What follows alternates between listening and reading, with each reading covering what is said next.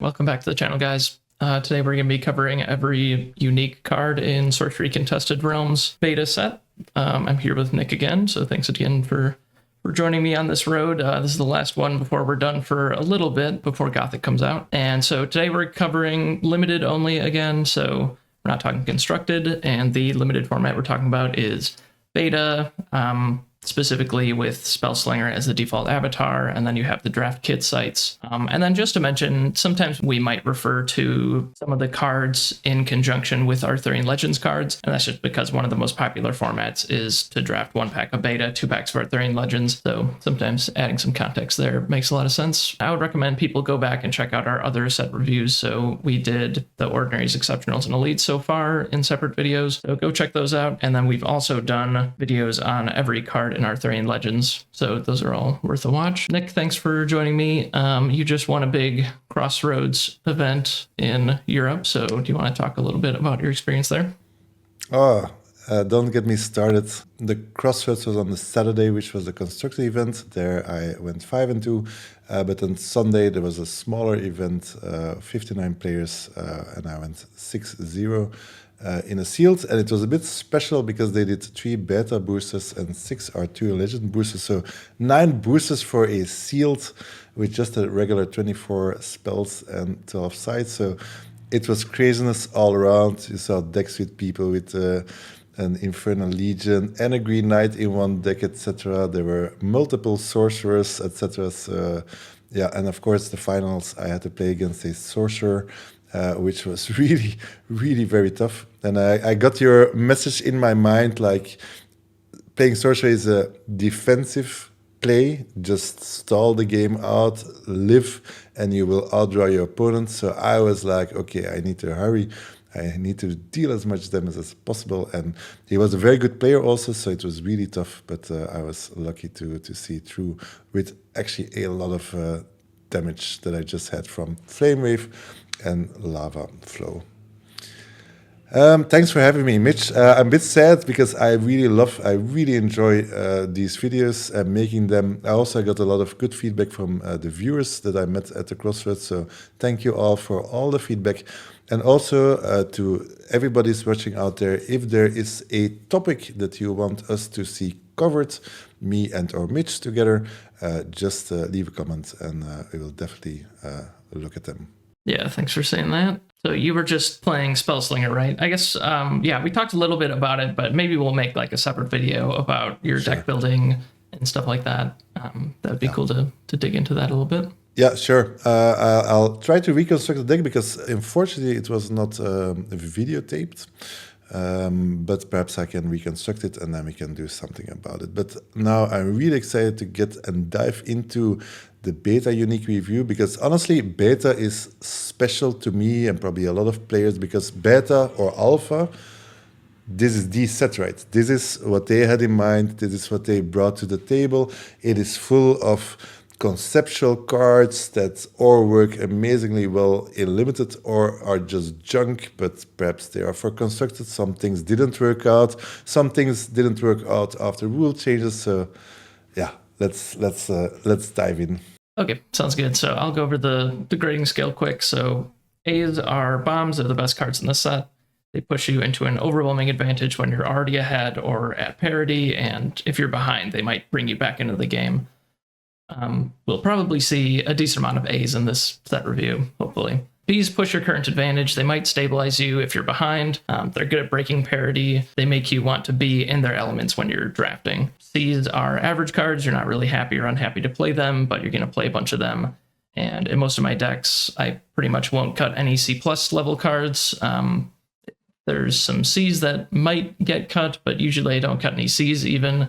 And then there's usually a couple C- that will make it in, and then D's are cards that you really don't want to play, but every once in a while you might have to put 1 or 2 D+ level cards in your deck.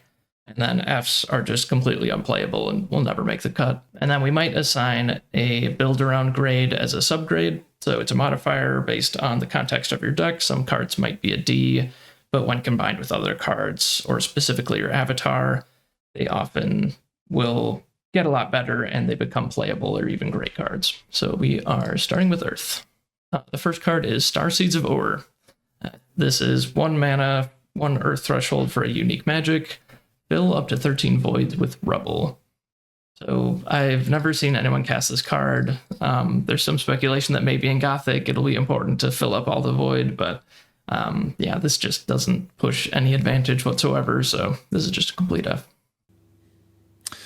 Yeah, and I'm still mystified by the art. I still have no clue what it is actually, but I like it. I guess there's this one niche thing, perhaps with Geomancer, where you have a lot of rubble and that you can easily replace, but honestly, limited, it's complete F. Next one is Crusade, 2 mana for a 2 earth threshold unique aura that says you may summon earth minions to affected sites, and allied earth minions occupying affected sites have +1 power. I would say this is a tricky card. So I go from being really bad to actually playable and good. And it really depends a bit on what you have in your deck. So let's say if I have like 10 plus minions in Earth, then it's probably playable and then probably good as well. But like if I would compare it to Jihad, Jihad is a lot of minions that have like come into play effects, or we all know the Vile Imps, we now all know the Kobolds that perhaps otherwise are just sitting on the other line and have no effect immediately. Jihad facilitates that. It's a bit different with Crusade. So let's say if I would just have like 8 minions, then probably Crusade is a +1 to 1 minion. So of course, if you have 2 minions and you can cast it, give 2 minions +1, that is actually quite good. But you're giving away a full card for this. So that's why we really count your cards and the amount of earth sites. So for me, I consider this as a spell. It boosts something, your team. So this is my 7th slot. So my 7th slot I keep for normally premium removal, but if I'm in doubt, then perhaps Crusade can go into it. But honestly, I think I shy away for it, because if it's like a tight game and I'm on the back foot, I really do not want to draw Crusade. That will just lose me the game. So build around B+, I would say, or just a C card for me, actually. Yeah, it's really dependent on what your deck looks like. So the last draft I did, actually, we drafted 3 packs of beta, and pack 1, I think I was in like fire, and I wasn't sure what my second element was, but I had like a couple earth minions, and then I opened pack 2 and I opened a crusade. And I took it. I was a little bit unsure if it was the right pick, and then I ended up just like I really wasn't even prioritizing earth minions that high, but then just like in packs 2 and 3, I just picked up like a good amount of earth minions, and then I ended up playing it, and it was fantastic. So I don't know. I would have expected it to be a lot harder to build around. Maybe it was just the draft that I was in. I mean, I haven't had that much experience with it, but yeah, I think it's like worth building around, and it's not that difficult to build around. With that being said, I didn't give it so I gave it a build around A, and I gave it as a regular grade, I just gave it like a B, because I don't think it's that difficult to get there on the number of minions. As far as Earth goes, it has Pudge Butcher, which is amazing to put on your opponent's face. So that's quite good. And then there's also like all the foot soldiers. So you can get multiple power out of a single spell if you have like a Order Militia or whatever. So I think that it's like on par with Jihad, at least because of those reasons. But yeah, I do get what you mean by the like violent kind of stuff that comes with Jihad, why that's so good. But yeah, I still think they're both fantastic cards, and I'll definitely draft them and make it work. Maybe if it's pack 3 and you really just aren't even close to getting there on minions, then just don't take it. But I think it's just gonna be good most of the time. Interesting. Okay, next is Crown Prince. This is 3 mana, 2 earth threshold for a 3 power unique mortal. It has Death Right. If you control another mortal, return Crown Prince to its owner's hand. So, yeah, 3 mana, 3 power minion, and there's a ton of mortals. I've seen this on the board so many times when they have just like another foot soldier or even a couple different mortals, and this is just the most annoying minion ever. So, assuming that you can get a decent amount of mortals, then it's going to be, I think, like a B plus to even like an A level card. Obviously, if you're in a deck without many mortals, then it's just like a C or C plus. But I think like 90% of the time you're going to be able to turn this on. Yeah, there are so many mortals in Arthurian Legends and in beta, so Crown Prince is never alone, and what it does, it actually changes focus from Crown Prince to all the other mortals that are probably less good than the prince itself. So it's really a pain to deal with. You can deal with it, but yeah, it's never free, and there's always a mortal behind that is more difficult to reach, etc. So yeah, Crown Prince is probably a B plus for me. Yeah. Next one, Giantism, Gigantism, 4 mana for 2 Earth threshold unique magic that says given allied unit plus 6 power this turn. So also a bit of a strange card. In limited, in constructed it's really different, but in limited it does 3 things. So the first one is your little minion gets a huge boost and it kills something very big. Like let's say your family just kills an Amazon warrior, and that is quite good. The other thing is if your opponent is at 8 life and you have your cottage villagers, then suddenly you get a big boost, attack his side, he's at death's door. That is also amazing. And the third option is you have no creatures in hand, you draw this thing, and you are really screwed that you're not be able to do something. Yeah. So it's really difficult. So in scenario A, basically it is a kill spell, an expensive one. So I rather than have Bury or Cave In. In the second thing where you can actually put your opponent to death's door, suddenly it's quite good, but it's quite narrow. And in the third case, it's really not good. So I prefer basic removal over Giantism. Putting him to death's door, just give me a 4-powered minion. I will probably achieve the same goal, more or less. So the thing with Giantism, it's a surprise. So that's perhaps what I didn't mention. So honestly, I played with it, but I think the last times it's still okay and it still finds a spot in your deck, but I'm not that high anymore. I had it sitting in my hand sometimes just doing nothing. Which is very strange. So normally in the beginning I would grade this in the A range because it is really a lot of potential different solutions. Now I'm more like in a B range for me, which is surprising. How do you feel? Yeah, so I agree. It is like a modular card. Like if you're ahead and you're going to door them with it, it's super good at that. And sometimes it's just a removal spell, but really the ideal situation is you just door your opponent way before they get a chance to door you, and you're just kind of way ahead because then they have to play really defensively, and you just have to get a single death blow in, and we all know that usually you get someone to death's door and then they're dead the next turn. Yeah, but it doesn't really pass the like quadrant theory. Like if you're behind, this isn't really any good. If you're at parity, it's like not really exciting. It's just going to be like a removal spell probably. But I do value the modular nature of this. So I don't know. I'm going to give it a B. What did you give it? Also B, to potentially B plus. Yeah, that seems fair. Queen of Midland is 5 mana, 2 Earth Threshold for a 1 power unique mortal. After an opponent draws a card, if they have more cards than you may draw a card. Yeah, it's kind of sad. Like if this was just anytime they drew a card, you draw a card, then it would still not be so great. I don't know. I mean, it's a 1 power minion for 5 mana. They're probably going to be able to kill it. Obviously, you want to like tuck it way in the corner or like find a way to give it stealth or something. And maybe it'll draw you a few cards, but you're giving up a lot to spend 5 mana to do nothing. So I'm just going to give that like a D plus. Like maybe it'll sneak its way into my deck just because maybe it runs away with the game at some point, but I'm not going to really have high hopes for it. Mm-hmm. Yeah, I tend to agree. So Queen of Midland is... So I do a bit the same with my 24 cards. I try to reserve one spot for like crazy stuff, things I want to test. So this is actually something that I would consider actually putting in my deck. Because honestly, the effect is very good.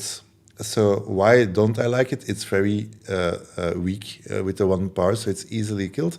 But these are cards, and there are others in this set also. Like, I don't want to get this against me. This is really like, if you cannot deal with it, this potentially loses you the game. So it is like so strange. It is expensive. You have to tuck it away somewhere to have it feel safe. So I don't put it in my deck normally because I don't think it's good enough. But yeah, I also don't want to play against it unless you have something that just can get rid of it. Because if you don't get rid of it, you really have a huge problem. And the funny thing is that this card actually puts pressure on your hand. The moment that they play it, they will draw their card back. So that makes Queen of Midland a cantrip, which is okay. But then it really forces you to play out your hand, because the only solution that you have against this is going to 0 cards yourself. And then, yeah, so it also forces your hand, which is always good. Sometimes you're stuck because you have a 4 more in hand, whatever. And if they get 2 or more cards of this, then it becomes quite good. But so there are a lot of things that have to work before Queen of Midland has its effect. And that is just, let's just say we don't have time for this. So I agree. I think I give it a C to C minus. I think it's still playable. But if I can just have a 3-part minion instead, I'll play that one. Yeah, it's like, unfortunately, it kind of needs to draw like 3 cards for you to really be happy. But one kind of funny thing is that they can't really draw sights with their avatar anymore when this is out. And that can be pretty annoying. Like on turn 5, or when you have 5 or 6 sights in play, like that's all your avatar is doing, is just drawing sights. So all right, next one, King of the Realm, a 7 mana, 3 power unique mortal with 3 earth thresholds. It says other mortals have +1 power, and you control all mortals. So funny cards, and in the beginning I was looking at these cards like, is this any good? It's so expensive, but honestly I think this is a real bomb. King of the, like, just being able to steal minions from your opponent, even if it's for 1 turn, can be devastating. And if it would be like demons, it would be different, but there are so many mortals, and there are so many mortals that are amazing. And for instance, like, they just have a Sir Percival just there to block anything, whatever. Hup, King of the Realm, thank you very much. If they keep it untapped, you're allowed to attack with it. It gets +1. It can kill something from their side. It's really disgusting, King of the Realm, or the potential is disgusting. If I draft King of the Realm, I will have also a lot of mortals in my deck. So honestly, I grade King of the Realm an A. It's a complete monster. The only downside is it's expensive, but there is a real reason for expensive. So with Spellslinger, I would tend to go slow, not draw too many sides, but King of the Realm is definitely a reason to perhaps skip one and go a little bit faster, because if my opponent has some crazy mortals, and really if they cannot immediately kill it, it's most of the time just GG if it's not already done the moment you put it on the board. And then we are not even talking about guards or border militia board full of tokens. Yep, I agree. I give it an A minus.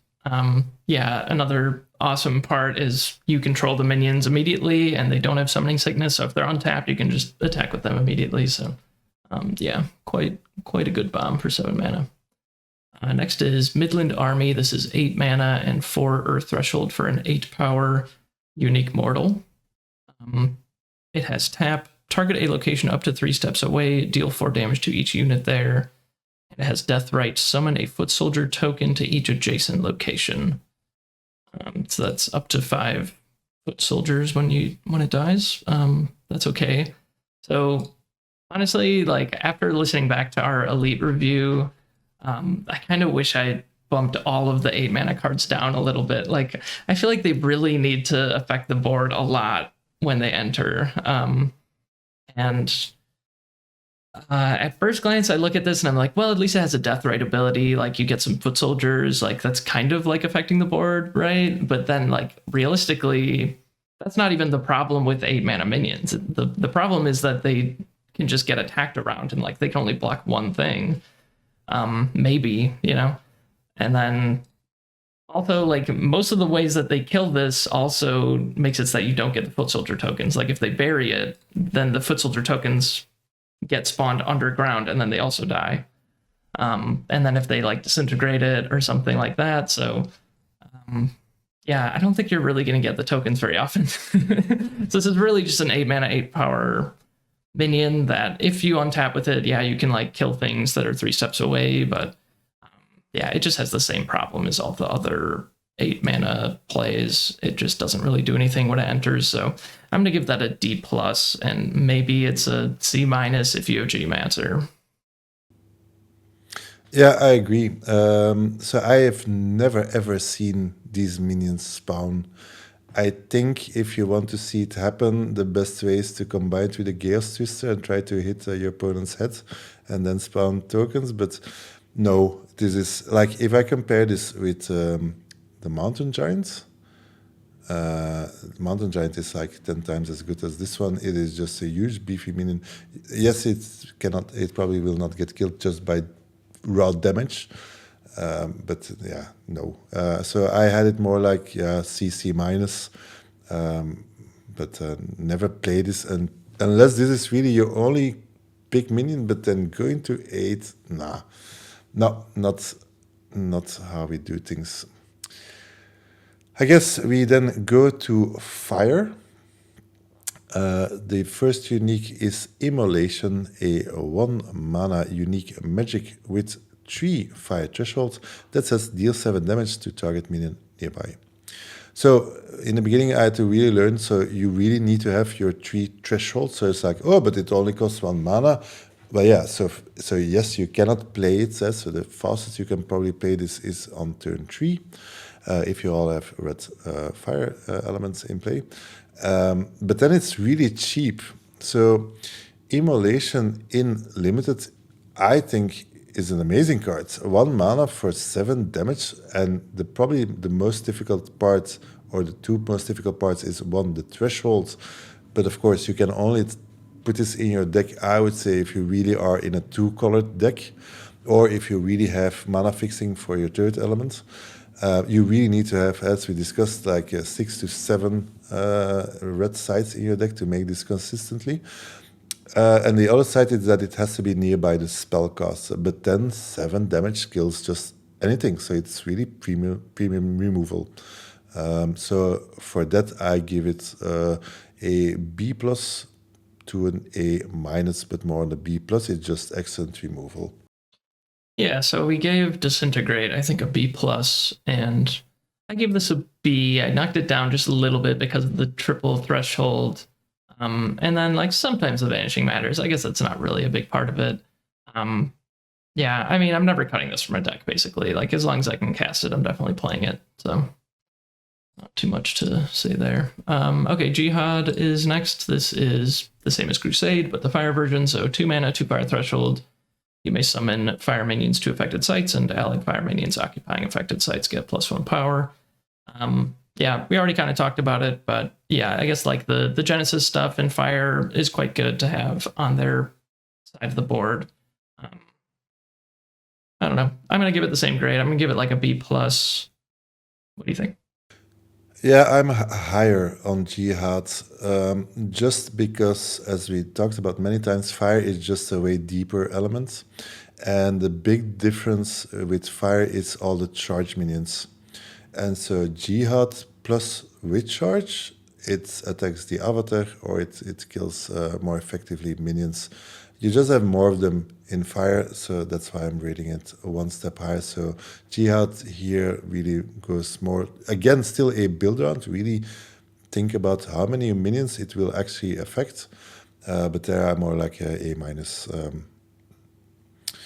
Next one is Cerberus in Change, 3 mana for a 5 powered minion for 2 fire threshold, a unique demon. It has the extra unique ability, actually must be summoned to your location, and Cerberus in Chains automatically follows you and can't move itself away. It is unique, really, because no other minion has this strange ability. It literally is in chains. I fell in love with this card from the start. I like the art, the idea that you have these massive I guess there are hounds or demons nearby to defend you. And also in limited, I mean, I think I would go more quickly one step forwards, just to have the threat to potentially defend your whole realm. If they come on your side, you always have the option to sidestep and have a 5-part minion attack them. So just to be very clear, the moment that your avatar moves, it will basically teleport. So it will follow you, so it's always untapped where you are. So the moment that you are one step in front, you can go either sides, and they have to deal with the 5-part minion. If we talk about the stat line, 3 mana for a 5-part minion, that is unique also. That does not exist apart from the Giantess. And especially with Spellslinger, depending on which kind of deck you play, most of the time you have enough with 5 mana. So Spellslinger has the option to or draw a lot of sides or really go fast into combat. So with the Cerberus in chain, you just bring a 5-part minion to the game very early. And if you have Cerberus in your deck, you could also just decide to have a very low curve, very small minion, fast hitting, maximum damage, and then Cerberus is really amazing. So although it has a big... it's not that easy, of course. You really have to play with it. But I'm still quite high on it. So I'm at the A- level for Cerberus. How do you see it? Okay. Yeah, I have never seen this in play. Okay. And I'm giving it a D. I don't know. I just Wow. Okay. I don't know. It doesn't do anything on its own. So you actually have to cast it on your site to your avatar's location as well. So it's like an additional requirement. So you can't actually move onto your opponent's site and then cast it. That's just an important thing to know. And then I don't know. I was picturing it as like a battle mage build around. Like if I was in that kind of deck where I was planning on having my avatar on my opponent's side, then I can totally see it. Like having just a 5-power minion follow you around. Like I'm definitely into that. But in just like a average Spellslinger deck, I don't know. Like it's very rare that I actually get onto my opponent's side of the board. For instance, what I noticed recently is like in the tournament, like how many times did I stepped one step forward with 4 mana just to arc lightning something? Yeah, like and just having this then on your second throw. I mean, what will you do? Attack with your 3-part minion into next to you? You just step there and the Cerberus will kill it. So yeah. Anyway, but interesting to see you grading it that. So basically for you it's unplayable. You will never put this in your deck. I mean, yeah, I don't know. Yeah, maybe if I was like also, I was going to say Sorcerer, but Sorcerer doesn't ever want to move. I don't know. It just has to be like a really low curve deck no matter what you're playing, but then it also can't be an avatar that wants to sit still. I don't know. It seems kind of sketchy to me, but Now I feel challenged, so let's see in our next draft what we can do about it. Okay, Warp Spasm is next. It is 3 mana, 3 fire threshold for a unique magic. This turn, double an allied minion's power, and whenever it attacks and kills a unit, it untaps, and then at the end of the turn, it dies. So this is a really tricky card. I have never played it. Just the idea that at the end of the turn, you lose your minion. Like, even if you use this to kill your opponent's minion and then untap and then get another attack in on their site, probably. Like that's still only that's really a 2-for-1 still, right? Yeah, you're spending 2 of your cards to kill one of their cards, so you really have to like cast this, kill their thing, untap, kill another thing, and then your thing is probably dead. But maybe you get another attack in, but probably not. So it's like an overpower plus an untap, and then you also lose your minion. I don't know. I'm not really into that. I put it at C- because like I would try it out if I was kind of low on playables, but I'm not really that big of a fan of it. Do you have any experience with it? So actually, I thought the card was just bad, and I was really on the D level. But recently, I saw play with this, and yeah, actually, it was way better than, or way more scary than I imagined. So of course, if you should not play this on a 2-part minion. I mean, but if you cast it on a 4-part minion, that means it becomes an 8 power and thus also has 8 toughness. And then it has like this extra movement. So what will happen is that you will kill a minion for sure. And then normally you kill another minion. By then, probably yours dies as well. So that's a 2 for 2. But sometimes that second minion is not there, and it is the avatar of the earth. And then basically you kill a minion and you hit for 8, which is also sometimes out of the blue very, very scary. And then if you combine it with some other cards, and now we're going a bit off topic, but if it's like with a Depril Vampire, potentially that is 2 times 8, that's gaining 16 life. Well, that's not bad. But also like if you would combine it with the Skirmisher of Mu, for instance, becoming a 6-powered and then shooting 2 arrows. But of course, the creature still dies. So you really have to get a lot of value out of this. I think Warp Spasm has the potential. So I think it also really depends on the deck. But just, so yeah, I never played with it. So I don't have the experience myself. But when I saw it in a game, I was like, oh, this is really dangerous. So I think I would like to test it out right now. I think in the right aggressive deck, I think it can come out of the blue and deal enormous amounts of damage. So I want to be careful. And I'm like, it's C plus B minus level, but potentially it can actually go higher in the right deck, but I don't have the experience. Next one is Pact with the Devil, 4 mana for a 2 fire threshold unique magic. It says sacrifice the caster or lose half your life, rounding up. If you do, draw 3 cards. So let's go back to front. Draw 3 cards.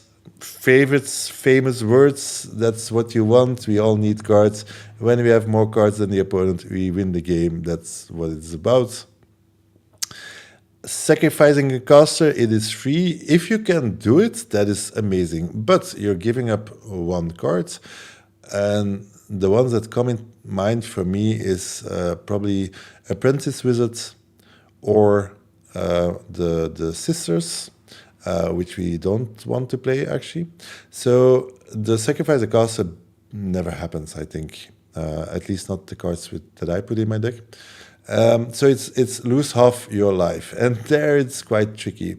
If you go for 20 life to 10 life, I think that's still the most acceptable. Or if you go from 4 lives to 2. But even being at 2 life is way more dangerous than at 4 life. I mean, you don't want to be at 4 life. But the problem is, like, if you're at 4 life, you really want to... Do you have the time to spend 4 mana to just 3 cards? Like, don't you need to play a minion because you're really battling it out? Like, are you in a stable situation to just cast it and then have the advantage? So I think in reality, you rarely have the time. If you're hitting your opponent and he's at 8 life, you have 20 lives, yes, this will then get you way further ahead, but you're ahead already. So unfortunately for me, Back to the Devil is just not playable, I think. So I really have it on a D level, but if I have to put it in my deck, I will try to find a way, and if you have the effect, it's undoubtedly good. Yeah. Yeah, it is like the quadrant theory thing again. Like, if you're ahead, this card's pretty amazing. Although, honestly, in most situations, you'd probably just rather have a 4-power minion or something to put into play. And then if you're behind, it's also not great. Like, you don't want to be spending time drawing cards when you want to be trying to stabilize the board. So, yeah, I agree. Unfortunately, okay, yeah, we'll give it like a D. And feel kind of sad about it because, yeah, you're like never basically casting a spellcaster with this, or sacrificing a spellcaster.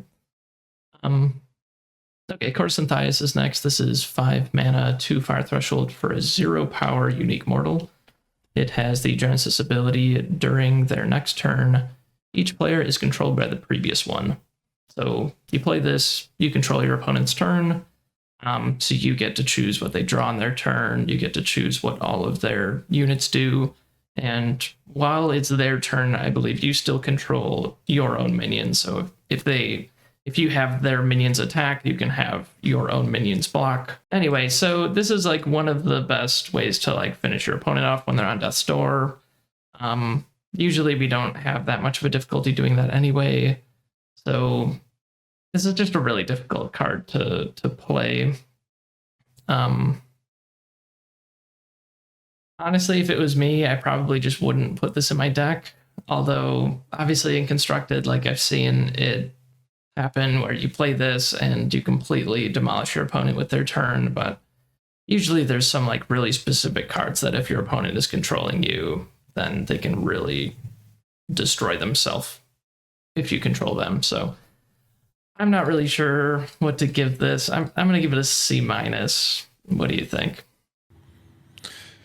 Yeah, of course, in Constructed, this is a complete bomb because this is for aggressive decks and you want to, against Archimago, drop their creatorizers on their own head, etc. So it's really scary. In Limited, it's different. So as you say, this is de-guaranteed. If your opponent is on death's door, you put him on death's door, you cast Courtesan Ties. Basically, you control their avatar, and their avatar attacks into one of your minions, and it's just game over. So that is like, normally you always have to wait a turn to kill your opponent, if you can. With Courtesan Ties, that's the only exception. Then, if you are in trouble and you don't see a way out of the mess you are in, then sometimes Courtesan Ties provides a solution, because potentially they have crazy stuff like snowballs in the hand of Vesuviuses, which actually happened to me once. But as you say, it also takes a spot which in Limited is very precious. I mean, if you already put your opponent to that door, then you probably don't need this. So unfortunately, it's a D for me. I like it. I like the card immensely, but in a competitive game, I cannot take the risk just drawing it sometime mid-game and not be able to do anything with it. Yeah, like if they aren't on death's door, then like they're gonna get the chance to control you again, and then at that point, like you might not even be ahead, and you had to spend an entire card to do this. So, No. Next one, Doomsday Prophets, a 5 mana, 1 part, unique mortal with 2 fire threshold. It says nearby units take double damage, except from strikes. I don't know why they added the except from strikes. Even without it, it would be probably bad. Then it perhaps would be playable. But so now it's only magic, I think. Is there anything else? So one, this cost is super expensive, playing 5. So let's say we have a lightning bolt, and I want to play Doomsday Prophet, and then cost like, so I need 7 mana. I mean, it only has 1 power, so I can really not expect it to live a turn. It also has to be nearby. So if you want to be to target your opponent's avatar or whatever, so this is a complete no-no. It is even an F for me. Yeah, I agree. It's an F. 5 mana, 1 power, and then yeah, like doubling magic damage, or I guess like damage from deserts and stuff. Like that is not worth 5 mana and a whole card. Okay, Death Dealer is next. This is 7 mana, 2 fire threshold for a 4 power unique mortal. That's a mortal? I thought it was a demon. Death Dealer has Genesis, kill all other minions. So full board wipe, kills everything, everywhere, even if it's in the void, if it's underground. And then you're left behind with a 4 power minion. So that's pretty powerful.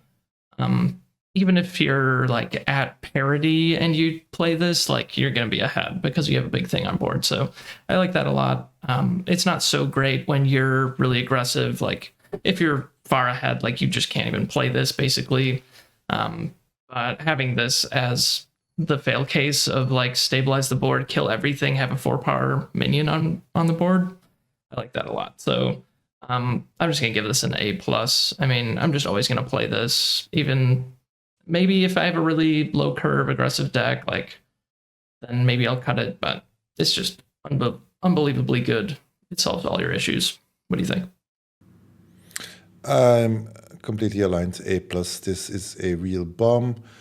If you're behind, it cannot. It really brings you back into the game with a 4 part minion on board. That dealer also solves stuff, annoying stuff like spiders, etc. It really resets everything. And the amazing thing is, you know that you have it in hand. So there is a strategy. Just keep 1-2 extra minions. Pretend that you are losing. Your opponent becomes more confident. Cost perhaps 1 minion extra, and that dealer. And then you have like 2 extra minions in hand, and you just win. The dealer is just really ridiculously strong. The only trouble is it's expensive. So you really have to make sure you don't die before it and that you can actually use it. But yeah, A plus. What else do you want from a card? Okay, we now move into water. First one is the Plague of Frogs, 1 mana for you, a unique magic with 3 water thresholds, and it says summon 7 frog tokens. So as with immolation, 3 water thresholds is not easy. So this is really, again, for a double element deck. In limited 7 frog tokens, it's a bit more tricky. In constructed, you have a lot of shenanigans. You can draw 7 cards with a manuscript. You can alpha strike with Boudica. You can rule of tools 7 in, or in the deck I just played, really I want to slow my opponent down against aggression. It potentially blocks 7 minions. There it's really amazing. In limited, it's different because you probably have none of the other cards that make it so good. So here it is really more like slowing your opponent down.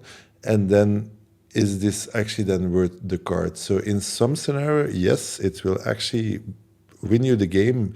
But then I would be more happy with a border militia or a guards because we are talking about unique card here, right? So if I'm in blue, and yeah, this is again like the 7th spell slot. Yes, this is something that can fill it in. But if I have anything else, I probably don't play with it because I want to deal damage, which this card does not. So I really can only play this if I have a reason to stall the game out. Like for instance, if I'm in Sorcerer and I really want to get there, then this is a fabulous card. If I have like 2 bombs that are costly like a dead dealer, then I potentially put this in just because the frogs will die anyway. So it's really very narrow where I see this card. So I would say a build around, and then it's more on the A minus level. And as just a card, I have it as a C or even C minus. Okay. Yeah, I gave it a D plus, and then I did try to find like what are the combos with it, and like basically all of them are unique. But yeah, Housearn Bannerman is the only one that's like it's an exceptional. You could actually have that. You could maybe even have like a couple of them, and then this becomes kind of legit. But then also you need to draw both of them, and it's just not really going to happen very often. And just as a comment for newer players, so frog tokens are actually 0 powered minions with submerge, so you can also cast them underwater. And of course, they are 0 power and 1 life, so they are just there to block, basically. Okay, Captain Baldassar is next. This is 4 mana, 2 water threshold for a 3 power unique mortal. And it has whenever Captain Baldassar attacks a unit or site, the defending player discards their topmost 3 spells.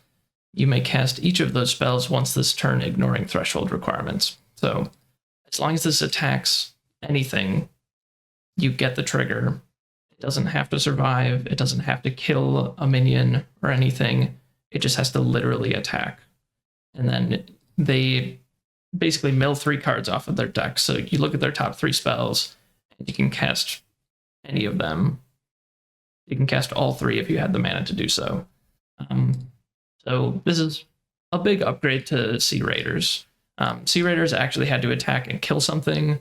So then you would have to combo it with like a blink or some other movement effect or something like that to actually get the trigger. This one, you just play somewhere that's safe, close to their site or something. And then as long as it survives, you're going to attack and get the 3 cards with it. So I like that a lot. So I'm going to give this a B+.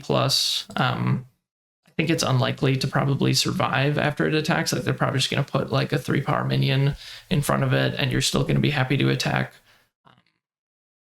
So yeah, it's going to get some value. What do you grade it? I'm on Captain Bald as Air. I'm at A to A plus level. I think this card is insane, really insane. Like the difference between the Sea Raiders, as you mentioned, where you actually have to kill a minion. Like, if you can use the captain's ability once, that is a potential game winner. So what it does, so you played it the turn before, so you have all your mana available if you can do it. And then you just get to see 3 cards of his cards and you just cast the best one. Sometimes it doesn't happen. Sometimes you have also something amazing in your hand and you just want to continue. But at worst case, you mill actually 3 cards from his deck. So that also puts you immediately on the stall and mill plan, which is very strange. If you can do this, activate this 2 times, milling 6 cards of a deck of 24 cards, where basically you're probably in already 6 cards already. That is like he only has the half of his deck left. So yeah, Captain Balzar. So it's an insta kill. If they play it, you have to kill it. If you don't, even if you can attack once and just trade with another 3-part minion, and you can kill something, so yeah. For me, it's a real bomb. And if I open this, I will always play it immediately and just build around it. I think later in the game it is even more effective if a bit of removal has gone back and forth, because honestly, if they cannot deal with this, you just insta win, and there are not that many cards that do it. Yep. And the later you play it, the more mana you're going to have, and you're going to be able to cast more spells off of their deck. So, yeah, you really do want to play this as like a draw 3, basically. Like you just want to empty your hand and then play this when you have like 6 or 7 sites in play. And then, yeah, you probably just win if they don't have removal. All right, next one is Lord of Unland. 4 mana for a 3-part unique merfolk with 3 water threshold. It has submerge and it says other allies occupying a Lord of Unland's a body of water have +1 power. So just to be clear, Lord of Unland's body of water, it is just the body of water that he is in. So it doesn't matter whether it's sides from your opponent, it's just one big body of water. So Lord of Unland is like the +1 to all your allies. They don't have to be water allies, but they have to be in your body of water. And that is the real difference between, for instance, a Pendragon banner, which we rated extremely high, or the House Bannerman, which has the same effect. So Lord of Unland undoubtedly is good. So it is only 3 mana, 3 power for 4 mana, but the effect is real. It is 3 water, so that is probably the most difficult part. But even like if you are doing stuff in your body of water, if you're a bit behind giving +1 to all. So in worst case scenario, this is a 4 mana for a 3-part minion, which is not great. It doesn't merge, but that does not really count. But it's still a 3-part minion, I guess, which is a bit expensive. But for instance, if you have 2-part minion gaining +2 as a surprise effect, it's good to okays. So I don't rate it as high. It is water, which is with R2 Legends possible, with beta way more difficult. It is really restricted, so it's not no A level for me. But I think if I'm in water, if I'm in blue that deep, I would definitely play it, and you will be surprised how strong it will be. So I rate it as a high, I would say a B plus cards. Okay. Yeah, I only gave it a C, but I'm giving it like a build around B. I don't know. Like it kind of only works on defense, unless your opponent just happens to be playing water, or if you some way to flood their sites. But yeah, like your minions don't really get pumped if they're attacking your opponent's site. So I don't know. I'm not that high on it, and it's like difficult to cast. It's 4 mana for 3 power. Yeah, but if you're at 2 elements, the 3 threshold is probably doable. It's still a 3-part minion. I mean, still can attack, and in best case, it really has its effect. But I understand the reasoning. Right. Next is Ruler of Thule. This is 4 mana, 2 water threshold for a 3 power unique mortal. It has charge, and allies can move as if the top and bottom edges of the realm were connected. Other allies occupying sites there have +1 power. So basically, half of the board is +1 power to your minions. And then this cool effect where you can move from the bottom to the top is relevant. Like sometimes that comes up. Sometimes you play Ruler of Thule on the bottom and then immediately attack your opponent's top sites. So he can kind of attack anywhere on the board. So that's pretty cool. So he's probably not going to die or trade off immediately. He'll probably just get in for damage unless there's an opportunity for him to just kill a 2-power minion. He doesn't pump himself, of course. He is just a 3-power minion. But yeah, like this is one that does actually just pump your whole team. And that's just going to be amazing. Like, I don't know, there's really no complaints with this. So I'm just going to give it an A. Everyone knows this card at Constructed. It's completely insane there. So it definitely translates to limited, I think. What do you think? Yeah, I also have it as an A. Like Rule of Tool, you always want to have it in worst case scenario. This is just a charge minion for 3, which we already rated quite high. It can kill 2-part minions. It can trade off annoying 3-part minions. But then the upsides, boosting everything on the back row, whether it's yours or theirs, +1, is really, really strong. And even your 2-part minions suddenly surprisingly appears on the other side, and yeah, you can do all sorts of shenanigans with this, and your opponent doesn't see this coming. No way. You don't keep track of, hey, what if he would have a Rule of Tool.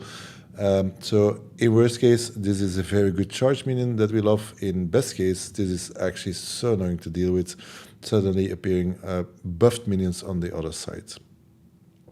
Also, when your opponent is on death's door, you can trick him with these kinds of things coming from the other way. Anyway, it's an amazing card. Next one, Atlantean Fate, 5 mana for a 2 water threshold cards, unique aura. It reads, affected non-ordinary sites are flooded. They are water sites, only provide water threshold and lose all other abilities. Then it has a Genesis ability, submerge all minions and artifacts atop affected sites.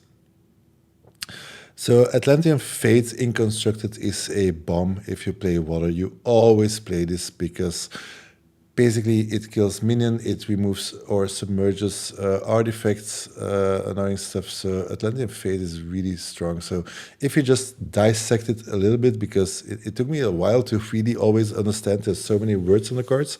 So the first part, it's really about turning non-water sites or water sites into water sites. And removing all the rest. So most other cards that flood a site just add water to the cards. Atlantean Fate doesn't do that. If for non-ordinary, and that is where it gets tricky, you really have to scan the realm of your opponent or yourself to see which ones are non-ordinary. But then you basically can really mana screw your opponent if you play this right. If he has like 3 earth sites nearby that are non-ordinary, you can actually change it. Now, we are talking limited here, so the chances that there are probably a lot of ordinary sites on the board, so you really have to make sure that it can have its effect. Now, given said that, if it is a water site, then you will Genesis, then you will submerge all minions and artifacts. So when there are a lot of ordinary sites, the card becomes less good because, of course, then it will not flood and then it will not submerge. So here it's a bit more tricky. Of course, if you play with water, you will be able at least to kill the minions on your side of the board. But honestly, normally there is a good chance that your opponent is playing 1 or 2 non-ordinary sites. But then, yeah, you have to be a bit lucky or drive him to those spots. So it is not always that guaranteed as in Constructed. But even then, I'm still high on the card. In worst case, it's just a defensive card that probably kills 1 to 2 minions. So I'm probably still going to give this an A minus. But sometimes it could end up as a dead card in your hand. What do you think? Wow, really? I can't believe that. Yeah, I'm giving this like a D. I don't know, Really? Yeah, I mean, I guess it kills stuff on your side of the board. Just like that's fine. But like drown and whatever the other one is, stormy seas, like we don't really like those cards either. But I suppose like sometimes they're gonna have an exceptional sight and they have a minion on it, and you can kind of screw their threshold and kill their minion. Like that is pretty powerful. So Yeah, perhaps I'm a bit biased because I came from a big constructed tournament. Because what you say is also true. Um, yeah, but in water, yeah, just the effect that you could potentially change something on their side. Um, yeah, so perhaps I'm too high on Atlantean Fate. yeah, it's probably in between somewhere. Like the situations that you brought up are pretty decent. Like it probably is just better than like stormy seas at least, which I think is like a C minus D plus kind of removal spell. Maybe it's like a C if you have a bunch of water. So maybe this is at least in the playable range, like C plus. I could see. Yeah, I think the difference here, like in worst case, you can really have two sides on your boards. But yeah, it's a bit small upside. So yeah, thank you for enlightening me if I compare it to Stormy Seas. Yeah.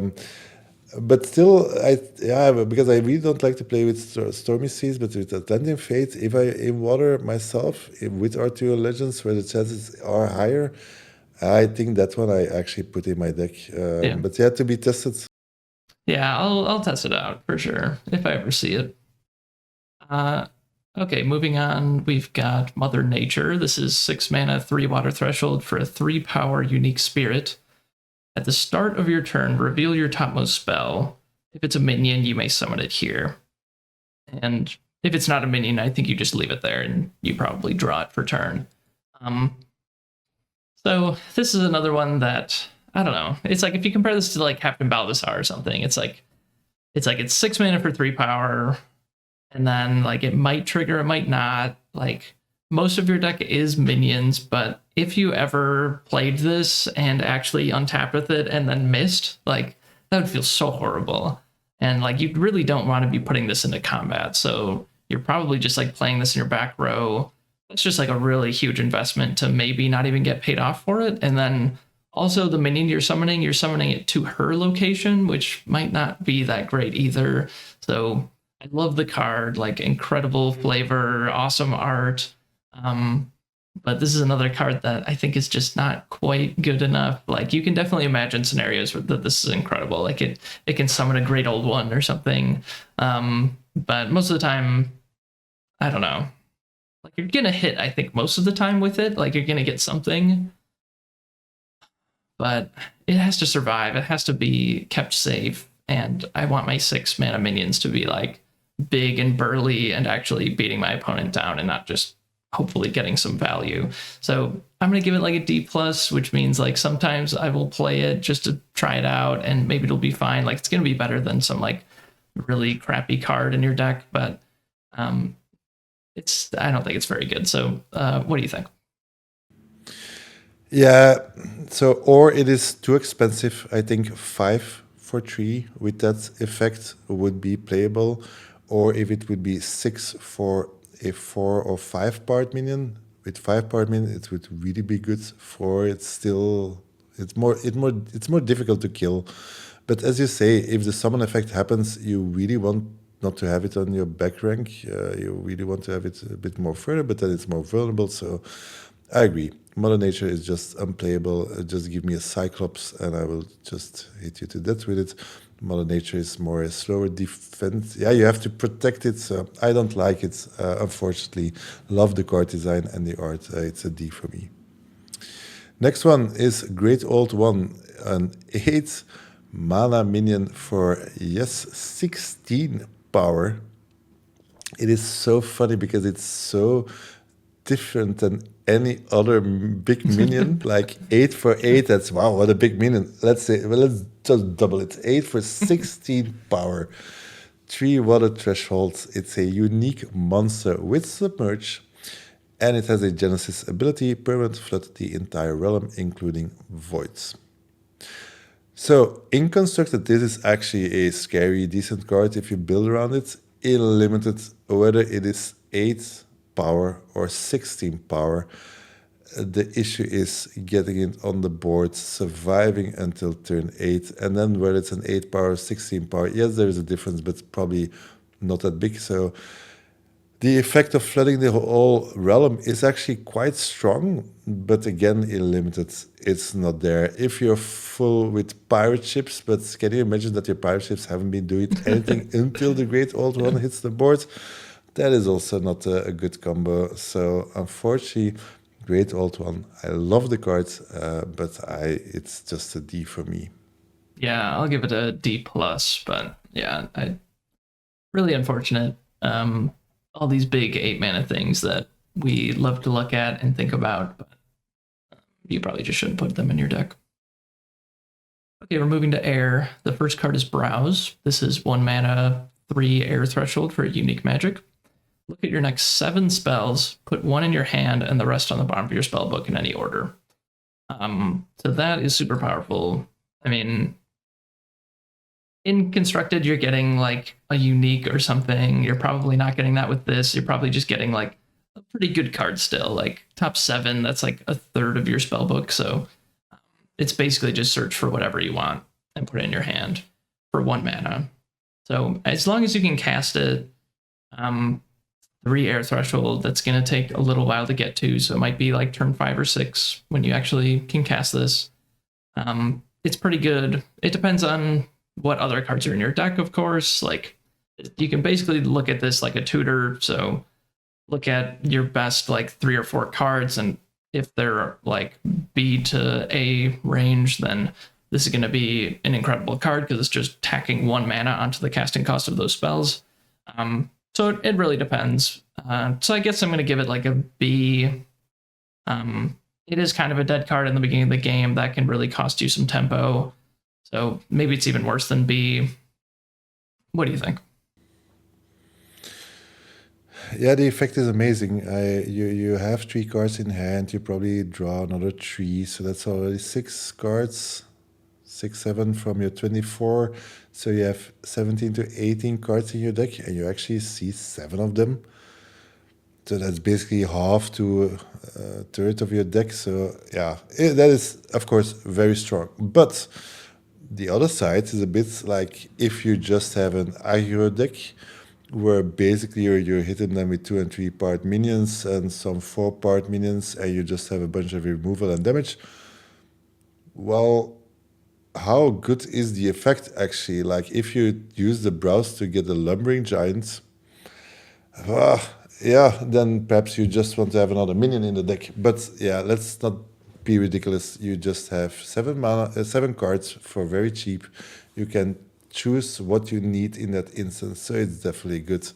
So yeah, I'm also there at B plus. It is tricky. Yeah, if you miss your threshold, that is really an issue. Sometimes also you really do not have the 1 mana. Sometimes you're on curve, 2 mana, 3 mana, 4 mana, 5 mana even. So then this potentially is just cost in your 6th mana because you're just battling it out.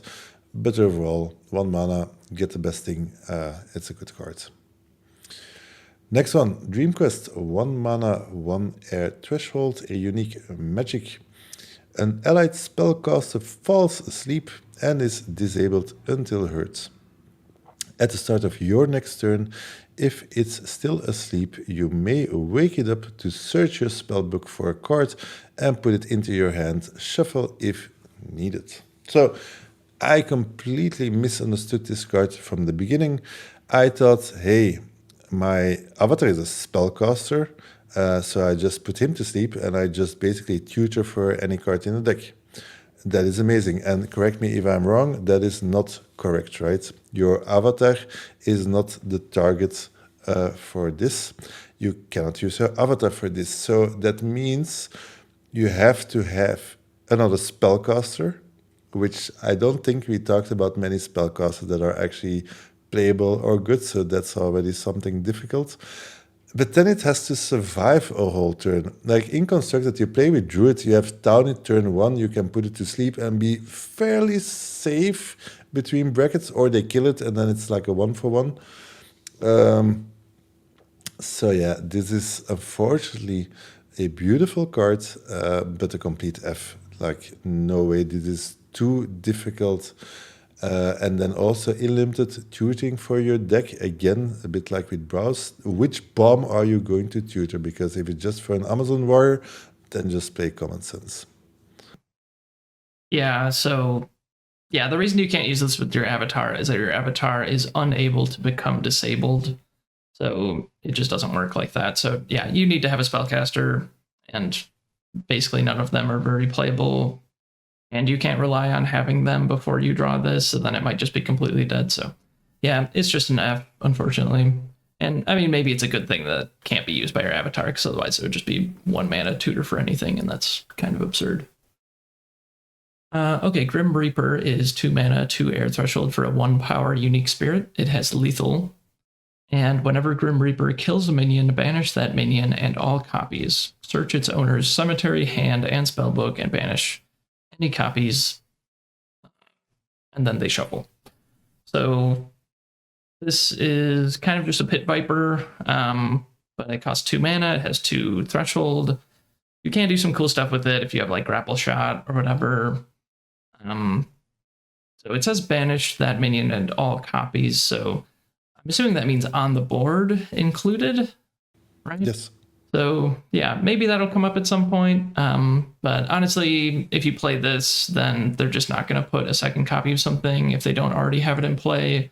And then maybe it would be a real threat at that point. But it's just kind of an expensive Pit Viper. The trigger's not going to matter that much. Like, yeah, you get to see their hand. You're probably not getting a spell out of their hand, though. So it's just kind of bad. I'll give it a D+. Yeah, I guess the banish is a little upsides. Some cards have an annoying death rattle effect, but it's really narrow. Again, Grim Reaper, if you can combine it with a grapple shot, but there is then no difference with a Pit Viper or a Scorpion. It's just a lethal minion to kill anything for 5. As you say, going through the whole deck might provide you with information that might be relevant. How many kill spells do they have, and what do they currently have in hand? But given the fact that it's just a 1-part minion that cannot be buried, like it is just there, is scary to me. Like burning hands, etc. So honestly, I don't think I even put Grim Reaper in my deck. For me, it's like a D. Next card is Highland Princess. 2 mana, 1 part unique mortal with 2 air thresholds. With a Genesis ability, search your spellbook for an artifact that costs 1 or less. Reveal it and put it into your hand. Shuffle. So this is definitely a build-around card. I mean, if you don't have any artifacts with 1 power, 1 mana in your deck, do not play this because that's just absurd. So in the situation that you actually have 1 artifact with 1 mana cost. So let's just think about this. Which artifacts do you want to have in the deck? So let's start with a core, which honestly I don't never put in my deck because you just get them in the beginning. Otherwise, they're not that amazing unless you really have to go to 7-8 mana. So I guess the best card is Ring of Morrigan, which is a unique, and the other one is a trinket. If you have a trinket in your deck, then Highland Princess becomes playable. But then it's which one do you draw first? Like if you have the trinket in hand, you then draw the princess. That's horrible. So then you basically need to go to 2 1 artifacts, and that is just too much to ask. So it's a build round. If you have 2 things, I cannot think of anything else with 1 mana that I can think of. So if you have 2, then it is playable and probably amazing. If not, I don't miss the chance to run it, and it's really difficult to cast. So I'm at a build around A if you can get the 2, and otherwise it's just an F. Yeah, I am the same. So yeah, it's like a D- if you don't have anything. Like obviously it's just a 2 mana 1 power minion. That's terrible. I think if I have one trinket, then I probably would play it. I mean, Trinket's an extremely good card. Like I think you gave it like an A-. I gave it like a B+. Like it's incredible. Like it does suck if you draw the Trinket first, but the Trinket is so good that I feel like it's probably worth the risk to still do that. So I guess it's I'll give it like a C+ build around if you have one Trinket. If you have a Trinket plus like a core or something, then maybe it's like a B, because then you're more likely to always have a target for it. But yeah, I agree. Like spoiler on the cores, where neither of us are really high on those. Okay, so moving on, we got Occult Ritual. This is 2 mana, 1 air threshold for a unique magic. Gain 2 mana this turn for each allied spellcaster here. So it doesn't do anything if you don't have 2 spellcasters, and then even if you do, it adds 2 extra mana. So yeah, this is just an F. I mean, you can combine it with Standing Stones, is always like the joke. You put all your minions on top of Standing Stones and then have one of them cast Occult Ritual, and like, oh, you made a bunch of mana, and then it's like, what are you gonna cast with all of that mana? Like a Lord of the Void or something crazy? Like that's just not happening in limited. So yeah, this is just an F. It's together with those 7 frogs. Yeah. All right, yeah, sorry, complete F or Z, Z, if that's possible. This is completely unplayable. Withering Hero is the 4 mana 4 power double air threshold unique angel with airborne. Whenever a weaker allied minion here is attacked, you may return it to its owner's hand. So let's keep this one simple. It's 4 mana for a 4-powered airborne minion. That is already on the B plus range for sure. And then it has an extra ability whenever a weaker allied minion here is attacked. It doesn't often happen often. I mean, he will not attack with a 3. Well, it could attack with a 3-power minion to draw you in, block with your hero, and then kill it with something else. So potentially you don't even want to block. But I mean, what are they going to attack something with a Genesis ability? So that's not really happening. So for me, it is just a 4 mana for airborne minion, which is on B+ to A- range. Yep, I'm giving it an A-, and this is another card that changed, unfortunately, with the rules. Now it triggers when they attack, so now, like, you used to be able to, like, block, and then it would trigger, you could, like, block with, like, a 1-power minion, and then the 1-power minion would get bounced, and then it would fizzle the attack or something. None of that's the case anymore. Both the minions have to be already there, and then it will trigger if they attack the small minion, which they probably just won't do. Yeah, that's basically just irrelevant text. Okay, next is Ultimate Horror. This is 8 mana, 2 air threshold for a 6-power unique spirit. It has Airborne and Voidwalk. And Genesis, summon each other dead Voidwalk minion to a nearby site or void. So 8 mana, 6 power, Airborne Voidwalk. It's okay. Like, it's... I mean, the Airborne, I guess, goes a long way, so maybe this is better than like a random 8 mana, 8 power minion like we've been seeing, but not by that much. Like, I still don't want 8 mana minions in my deck unless they just win the game when they enter. So that's the other part of this. So if you can manage to somehow build a deck that has a bunch of minions with Voidwalk, and you can actually land this and have it reanimating like 2 or 3 minions, then you probably did just win the game. And it does, I guess, see your opponent's cemetery as well. Not that that's really going to be relevant, but yeah, I guess if you can build around this and you have like a ghost ship, headless haunt, all that kind of stuff, then maybe it's like a B and you just like win the game when you cast this, or it's like an A+ at that point. But most of the time, I think this is just completely unplayable. Like I just will give this like a D-.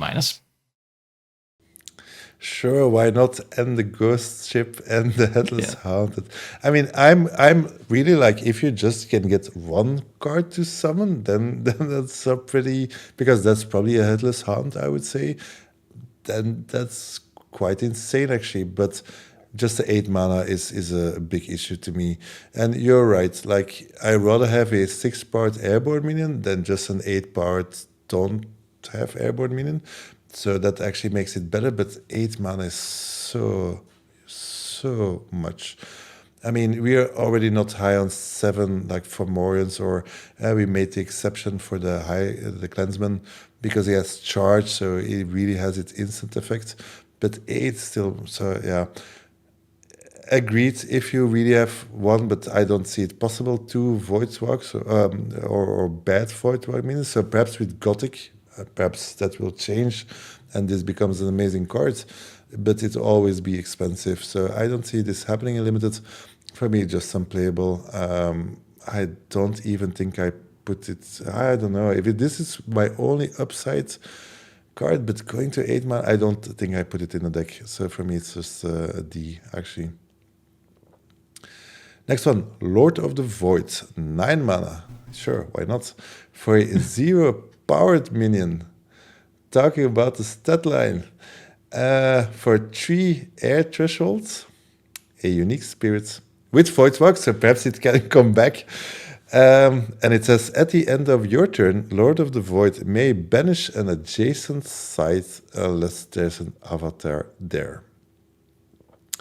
So the effect is strong. Like, just being able to banish sites, that is crazy. But let's get real. 9 mana, are you kidding me? Like, which games do you play that actually go to 9 mana? If you would do it with a spell sling and playing a site every 2 turns. So no. So you could perhaps for this out with Occult Ritual, not happening. But then perhaps with a mix, or if you, for instance, had the 4 waters, then potentially this could happen. But then having those 2 uniques in the same hand, it is just too difficult. So, and the funny thing is about banishing sites, like, you are so far in the game that probably he doesn't mind banishing 3-4 sites. And the funny thing is also, if the avatar for some reason is there, you cannot even banish that one, which basically says that his minions there are safe as well. And I don't think you want to banish your own sites unless you have 9 of them and you don't care anymore. So yeah, Lord of Void is just an F, completely unplayable. Yeah, I give it an F as well. I have played this in Cube and it can actually happen. But yeah, in regular limited, there's just no way. It does kind of affect the board when it enters. Like, if you banish their site that has their minions on it and they don't have Void Walk, then they will be banished because they'll be in the void. But yeah, you just can't cast it is the problem. Okay, and then we are moving on to the artifacts. So we're going to start with the cores, and we're going to give them all the same grade, I think. So there's Amethyst Core, Aquamarine Core, Ruby Core, and Onyx Core. So they are 1 mana unique relics. They provide 1 threshold of whatever element, and then they provide 1 mana as well to its controller. So they have to be carried to provide the mana and threshold. So the problem with these is that they're quite good in your opening hand. So if you just had turn 1 Amethyst Core, and then you just don't have to draw a site, really. Like, normally we draw our 4th site, and we can play sites on the first 4 turns. Now you can just choose not to do that. So then it's at least like even on spells. So that's fine. And then you get some tempo advantage. So you can play a 3-drop on turn 2, which your opponent might be like playing their sites to the side if they're really worried about that kind of thing. So yeah, it's really not that impressive. It does help fix your threshold, I guess. That's kind of cool. If you happen to have a core that's actually in your elements, then that's fine. I think that this is maybe better than just like a random like D+. So I'm going to give it a C-. They're not amazing cards. You really shouldn't take them very high, but maybe they'll be fine in your deck. Yeah, I think, like, So they're really good if you have them in the beginning, and think I still can't turn 4. Going from 4 to 5 can still matter if you have your 6 costs. So if you have them in the beginning, they are really amazing. The tempo gain you get from them, like your 3-part minions will hit start on turn 2, Plume Pegasus, etc. You have other cards like Hamlet that can do the same, but this is just mana straight up that we're talking about. There's not a lot of removal, so they are really good then. But in all other cases, they are really so bad. The game is on, you're fighting, and then suddenly you draw an Aquamarine core. It's like, it's such a huge step back that you just cannot risk it. That is like, the downside is so much higher than the upside. That is what makes it them for me really unplayable. If I really am struggling for cards, then of course I'll put it in my deck, but really only if I really have a slot open. So for me, it's a D. I don't play with them. Would you play it in Sorcerer? Yeah, of course. We are talking about Spellslinger. So in Sorcerer, it's completely. Is it really different? No. The tempo gain and boost is still the same. Even if you're fighting. So let's say we're both having a Sorcerer. So at a certain moment, you have enough mana and we are double drawing. And then again, you just do not want to have only draw 1 card. You really want to have your 2 cards. Of course, with Sorcerer, you want to reach higher mana to be able to double draw and double cast. So there you will grow to your 7 mana. So you have more room to have your cores have effect. But even when I played the alpha and I drafted a lot, even there I didn't put them in my deck. I just really lost games because suddenly mid-game you draw a core and you're like, ugh. The good thing about the core is you don't feel it when you have enough mana. You cast them, you get your mana right away. So yeah, I'm still on D. Even on Sorcerer, then it's more like C, I guess C minus. Next one, Kythera Mechanism, 1 mana for a unique relic. It says Bear's controller determines all random outcomes. So this is by definition a build-around card. I love the art. I think that's fabulous. So I would say this is unplayable because there are not that many effects that have a randomness to it. So which one have? So I think the most important is probably Spark Mage, where basically the effect is random. It does random damage. So if that is your avatar of choice, you probably have a lot of threshold in your deck, and then Spark Mace is actually more than playable. It's actually quite good. And in that case, a Kythera Mechanism potentially sees plays, but still you're giving up a full card for this. And Spark Mage doesn't draw many cards, so you already are 1 card behind because you're not Spellslinger. So this is giving then a 2nd card just to control the damage. So it really has to be in combination with a Headless Hound, for instance. So there's a lot of things to be able to play a Kythera Mechanism. And then I guess it goes to a B only, I would say, or B plus even. So yeah, all in all, I think this is just unplayable and I give it an F. Yeah, I give it an F as well. I don't know that I would even play it if I had Headless Haunt and Spark Mage. I don't know. Giving up that full card is just a lot to ask, so. But potentially, maybe I could see it. Okay, Philosopher's Stone is 1 mana for a unique relic. The first spell of each element cast by the bearer each turn costs 1 less. So this is potentially a 2 mana. It could potentially make 2 mana because you can cast a fire spell and then cast an air spell, and you got 2 discounts. So maybe it's like ramps you out slightly faster than one of the cores does, but it also doesn't provide threshold, which can be a big difference. So I think it's potentially even worse than a core, even if it has higher upside. I don't know, but I'll just give it the same grade. I'll give it like a C minus. Yeah, I'm actually a bit higher on the stone, just because it affects the to. I mean, you're probably always into elements, and this probably then also forces you more into element. Although no, with the third element, no, the more elements, the better. Sorry.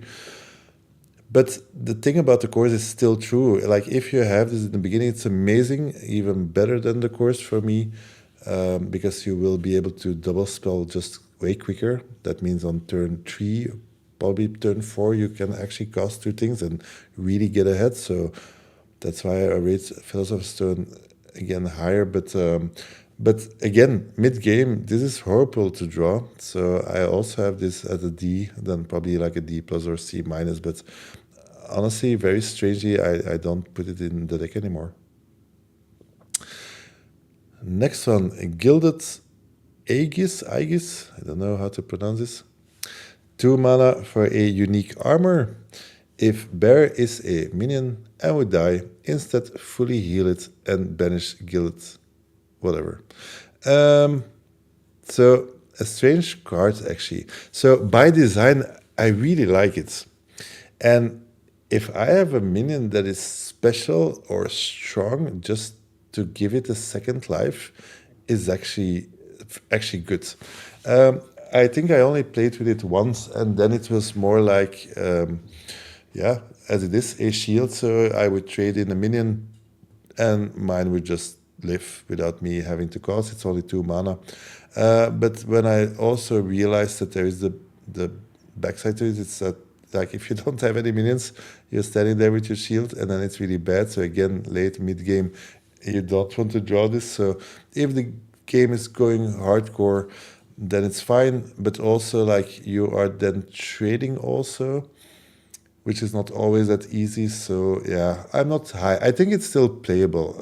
I think you can get value out of this, but it's just okay, I would say. So I'm at C plus, I think, on Gilded Aegis. Okay, yeah, I'm gonna give it a D plus, but yeah, it's kind of like a combat trick basically. Like you can just put it on something and have it attack and banish the shield, and that's fine. And yeah, maybe there's some upside if you have like an Infernal Legion or something crazy in your deck that sometimes you'll draw both of these and be able to protect your Infernal Legion.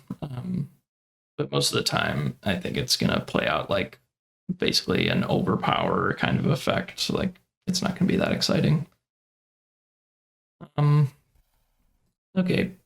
Necrotic Manuscript is next. It is a 2 mana unique document. Bear has tap, reveal your topmost spell, and draw it. Bear takes damage equal to that card's cost. So we see this in Constructed combined with like Plague of Frogs. You summon 7 frogs, and then they all pick up the manuscript and they all tap and die. So that's not really happening for us limited players, but I think there is still a use case for it. So if you just have like a 5 power minion or something, tap and draw a card with this, then you probably have a pretty high chance of it not dying. That being said, I have actually done that and had my minion just die on the first card that it drew, and that felt really bad. And also, you don't really want your 5 power minions just like sitting around tapping to draw cards. So it's pretty thin. Unfortunately, there's not that many combos with it. Tufted Turtles is the ordinary combo with this, that it prevents the damage, so you can just tap to draw a card every turn. So I could see if you have like 2 or 3 turtles, then potentially you can play this. And that can be a real engine. Like that can just win you the game if you have a turtle sitting in the back row just drawing a card every turn. Like that's pretty insane. So yeah, depending on how many turtles you have, it could be a B even, but in the average deck, it's probably like a D plus. Yeah, I love turtles, so I agree with your assessment. 3 turtles is what I also had in mind. 4 even better, and then it only becomes playable. But honestly, you probably also need your turtles for blocking duty. So if you can, so that means that you have to put a turtle aside out of combat just to draw, and then you need your second card, the manuscript, to be able to draw. So that's 2 cards just to draw cards. So that means you have to draw more than 2 cards. That's insane. So it's not happening. Also, like a 5-part minion, why is he not attacking? Like, what is happening? Is the game so stalemate with huge minions on his side and you that you're not doing anything? And then can you actually afford to tap it? So, no. Yeah, perhaps with Pirate Ship, but that is something else. Like, Pirate Ship is just on defense duty most of the time, and so it scares away all the other minions, and then with the manuscript it will actually, so there is perhaps a use case for this, but no, for me the manuscript is just an F, I think. And also you could say I put it on my avatar, but then one, you will tap and not play sides, and then how much damage can you actually take? So if you have a low curved deck, then potentially you want to take like 5, 6, 7 damage to gain 2 cards, and that is then potentially. But again, first you have to take the card to replace the manuscript itself, because otherwise just put a good minion in your deck. So yeah, it's just too difficult. Just to justify myself putting it in my deck one time, I had Surga Harris, and I had, I think, 2 cards in my whole deck that cost 5 or more mana. And so Surga Harris is it's 4 mana for a 3/5, and it untaps at the end of your turn. So you can also like block with it. So that's pretty cool. And then yeah, first time I tapped it, I hit like a roaming monster or something, and it died. And I was just like, are you kidding me? Like, come on. The luck, you know? But yeah, most of the time I won't play it. And yeah, the thing that you brought up, like, it really isn't that good with the turtles, because yeah, you do have to draw like 2 cards to even break even. So yeah, oof. Blasted Oak, 3 mana for a unique monument. If a spell or non-basic ability can target in order or of precedence, Blasted Oak, its site or location, or anything else at its site or location, it must. So, very confusing cards. Let's keep it very simple. This is not a limited play. Potentially it's probably not a constructed card as well, or not yet. So basically what it does, it just is like, it will catch any annoying thing first. You have to lightning bolt it, I guess. So it will draw all the spells to it. But yeah, it is a full card. And yeah, for me it's an F. I never put it in my deck. I would not know what to try to protect. And even potentially it doesn't work. So what do you think about Blast Oak? Yeah, I guess it blanks all of their removal spells because they have to target Blasted Oak with them. But it also blanks your removal spells because it doesn't say only your opponent. So I guess if you have a deck with no removal, maybe you could put it in your deck. But no, it's just an F. I'm never playing that. Okay, next is Crown of the Victor. This is 3 mana for unique relic. Bearer has +3 power if they've ever killed a minion. So 3 power is a lot. I don't know. So like, okay, in a situation where you had a Amazon Warriors and they, you know, you blinked it and then managed to kill like a 3 power minion with it, and then you could play a Crown of the Victor on your Amazon Warriors and it was an 8 power minion. I don't know. Is that worth trying to build toward? Because like the fail case is just you put this on a minion and it does nothing. Yeah, so I think that's probably just too much of a corner case. So yeah, I'll give this like a D. If you're playing Battle Mage, maybe it's fine. Because you're probably killing a minion with Battle Mage at some point, assuming that you built your deck right. And then you have a 6 power Battle Mage that they can't get off the board. So that can be cool. I'll give it like a B, I guess, build around specifically just for Battle Mage, and that's about it. Yeah, I was just thinking like a minion that kills another minion and survives. It's not that easy actually. Like you already need to have some kind of trick to trigger it. And then you probably only will cast it, and then it is like a very good Sword and Shield, I guess. So I just not play Sword and Shield. The other question, and I have to ask the question, so that shows how I never played with this card, is if my avatar casts a lightning bolt and kills a minion of my opponent, will this then trigger the +3 power? I think so. I think so. So I guess the Crown of the Victor is actually really for your avatar, going from a 1-powered avatar to a 4-powered avatar. And that is actually quite scary. Like, that is a buffed up battle mage without being able to draw the power. So, but even then, like, if you're behind, so the bad thing about battle mage is like you are killing minions, but you're taking damage. So here the same, like, you must kill a minion with your avatar with an effect that is not that difficult actually. But then, like, if you're behind, this will not save you. So I think Crown of the Victor is unplayable. If you are in an aggro deck with a lot of burn, then that is the only way that I see it, and then potentially it can actually be quite good. So then it's more build around B cards. But honestly, just put Sword and Shield if you want, like these kind of things, or just put a good minion in the deck. It probably does the same or more damage. Next one, 7 League Boots, 3 mana for a unique armor. Bear has movement +7. So yeah, I'm not high. I think we are not high on armors in general. You can lose them and they can be used against you. This one is a bit crazy because movement +7 means the thing that you put this on can reach anywhere without real restrictions. But yeah, what needs so much movement? Like, an amoeba is probably the funniest thing that then grows insanely big and hits the opponent for 8-9ish.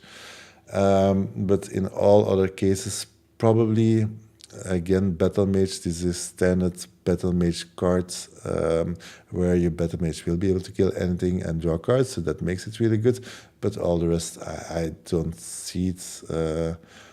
Does this actually work with the Skirmisher of Mu? I don't think so. I think it only will shoot once. So yeah, and 3 mana. So no, F to me. Yeah, I'll give it an F2. That's fine. But yeah, it's probably fine in Battle Mage. Okay, Doomsday Device. This is 4 mana for a unique device. Doomsday Device enters the realm with 6 counters.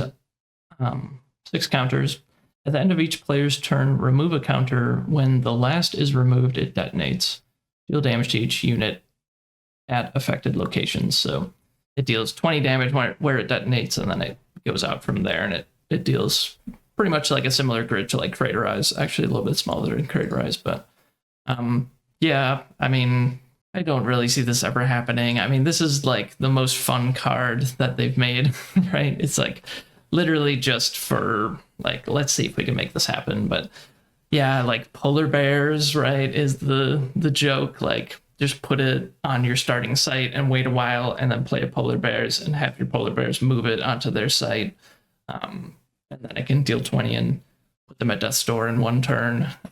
But that's never actually happening. So yeah, 4 mana and then wait 6 turns for it to do anything, even if it's like a pretty massive effect on the board, I think is just a little bit too slow.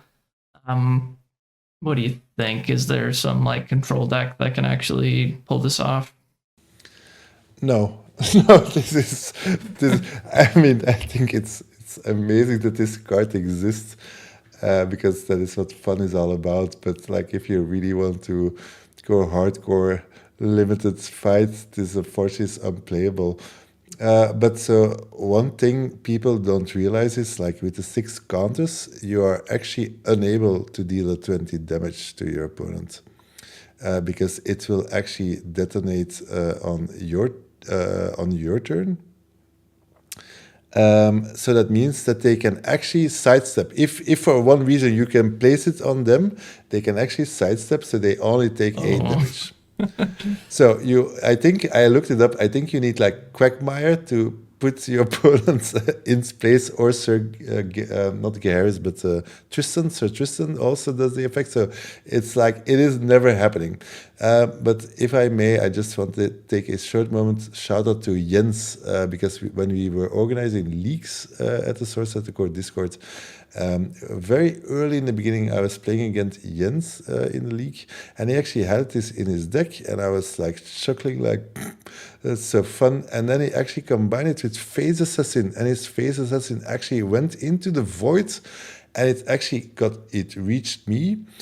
And then I was actually able to kill the Phase Assassin, take the bomb, and grapple shot it back to him.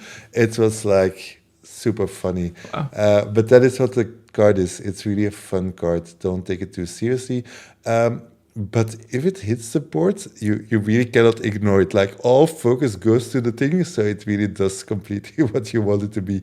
But yeah, if you're behind, if you draw this, like it's really unplayable. But I think next time I can put this in my deck, I will, because yeah, Sorcery is also about having fun and doing crazy stuff, and then this card is perfect for you. Next one, the Immortal Throne, 4 mana for a unique monument.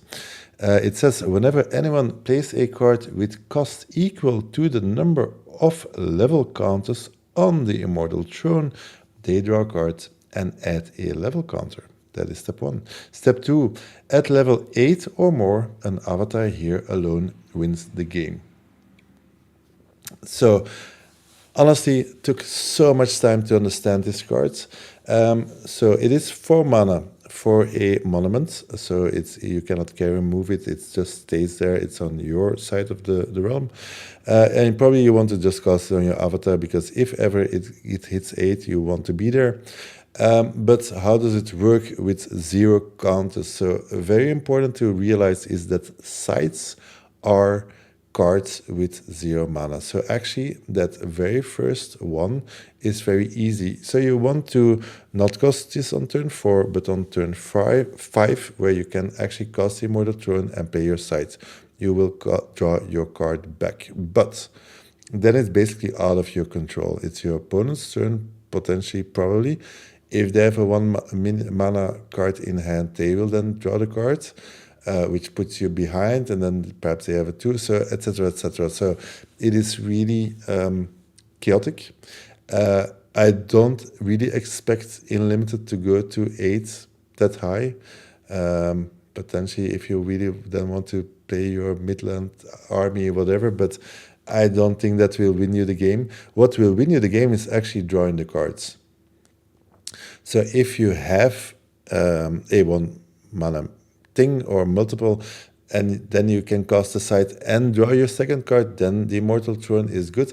But it is so difficult. It is so difficult to combine it all together to then make sure that you have drawn more cards than your opponent. So for that reason, and that reason alone, I think it's unplayable. Then it's just an F. Yeah, I agree. It's probably just an F, unplayable, but the real dream is that you, play this on turn 5, play a site, and then have like a 1 mana spell, and then you drew 2 cards. But then you're just replacing this and then adding 1 card. And then the chances that your opponent has a 2 mana spell are actually pretty high. So yeah, you're just going to be like on parity, and like you're never getting this up to 8 counters. Like you have to cast a 7 mana spell at some point. That's just not really happening. So yeah, F, another kind of cool card. And probably also, like on turn 5, you probably have other stuff to do than casting the Immortal Throne. So. Okay, Orb of Belbreth is next. This is a unique monument. It costs 5 mana. The first time each turn a magic spell is cast nearby, Orb of Belbreth creates a copy. The spell's controller may choose new targets. So you play this for 5 mana, it does nothing, and you untap and you play a Common Sense and you get to search for 2 cards, that kind of thing. Yeah, this is another F. Like, we just, we only want like 7 non-minion cards in our deck, and this is going to take up one of those slots, so really you're going to have like 6-ish spells that can actually trigger this. So even if you copied a Common Sense with this, you just spent 5 mana to Common Sense. That's not good. So you would have to copy like 3 spells to really be happy with this, and that means you drew like every non-minion spell in your deck basically for this to even do anything. So this is just a complete F, and also your opponent can utilize it if they get close to you. So yeah, not playable. Yeah, honestly, I think if I would open it in some casual event and you have the information right away, you could potentially say, okay, let's go all out and do a build around deck. Because honestly, I think you have to be a near 12 spells, I think, before I would even consider it. And then it also depends on which kind of spells, because if it's lightning bolt, that's fine. That can reach anything. Having two lightning bolts, sure, that's good. But you don't want to cast this too far forward, because then your opponent will get the benefit and you actually have to spend not only 5 mana, but also a full card for this. So yeah, I would say it's complete build around, 12 spells in your deck, go nuts, have fun. But I wouldn't expect to win the limited event with this. Next one, Spear of Destiny. 5 mana for a unique weapon. Bear has tap. Throw Spear of Destiny at any minion anywhere. It teleports to that minion's location and kills it. So I first thought Spear of Destiny is a bad card. Because it's just very expensive. So the good thing is it can kill anything, and that is already a big plus, because not a lot of spells actually kill anything anywhere. So Infernal Legion, okay, sure, I'm happy with my Spear of Destiny. And then probably it will be thrown back and you lose a minion, but then you potentially can get it and so forth. So you had the first strike, so to say, you had the first choice. But it really becomes good if you can manipulate it. And what I mean is, like, there is a chance that you can throw this on a minion that's on your board and then have another of your minion step onto it for the next turn, or even with a blink, etc., be able to use it twice. And then it can really become this fight for the Spear of Destiny, and that it really dominates the whole board. So I would say this is not an easy card. Most people think like, yeah, I'll just kill something and they will kill something. It's bad. That's how I thought it'd be. How I thought that it would be. But I've seen this happening with Koinixi pulling stuff, or not Koinixi, but like with movement manipulation, and it really was tough. And like, if you can kill 2 minions of your opponent with this without having a downside, then it's really a very strong card. So it is really not a build round, but a play around card, so to speak. And then it goes to B+ to A-. If it's just to kill the best minion, then it's like a C+ level cards. Okay, yeah, I also think it's playable. I'm gonna give it a C+. I don't know. I haven't had that much experience with it. It is cool that it can go anywhere, so if they did have something burrowed, you could just throw it at their burrowed minion, and then it's probably never coming back. So you did just spend 5 mana to kill whatever you wanted, which is still kind of a lot, but yeah, it can go in the void, whatever. That's not really going to happen very often. But yeah, if you ever get to kill something with this and then immediately pick it back up, or even just keep them from getting it, that's pretty awesome. So yeah, it is definitely playable. I'm not sure how high I would pick it in a draft. That's the only thing I'm unsure about. But I guess right now I would try to pick it high and just try it out, because it's a unique and I just don't have that much experience with it. The next one is Pendulum of Peril. This is a unique monument. At the end of each player's turn, Pendulum of Peril kills all minions at its current location and another adjacent location of that player's choice. So you can just use this as a removal spell. So you just play it in the center of the board, and you say, okay, everything here is dead, and you have a big minion next to it. So it might just be a 1-for-1. You can kill their best minion with it, basically. And then basically for the rest of the game, just no one goes near the pendulum. Maybe you have some way to like pull them into the pendulum, but that's pretty unlikely to be the case. So it is kind of a cool area effect card. Like, it really does work. Like, no one can go near it. So I actually like it quite a bit. Like, it's another card, like you said, that kills anything. It's not anything anywhere, but that's still pretty powerful. I'm going to give it a B-. What do you think? Yeah, I'm actually higher on the pendulum. And actually, I was way lower in the beginning. I thought this is just unplayable 6 mana for removal and you also get annoyed by this. But honestly, I tried it, I playtested it, and every time it was way better than I expected, and so it kept on. So I think I'm at a B plus to even A minus level when you are more a slow and controlly deck.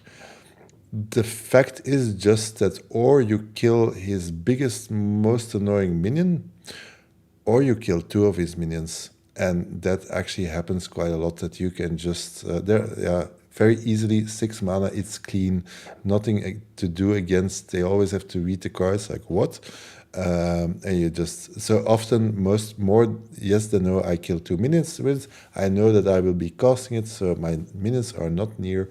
And in that case, it's just a fabulous card.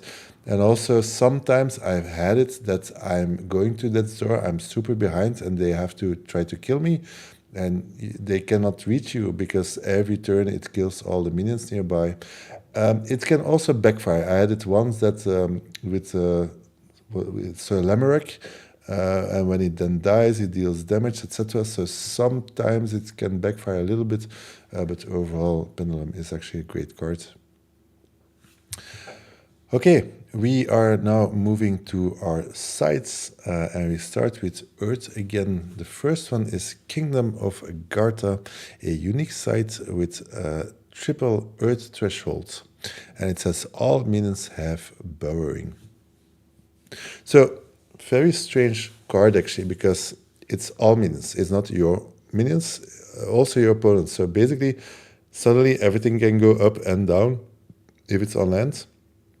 The 3 Earth threshold is not a big deal because he already provides 1.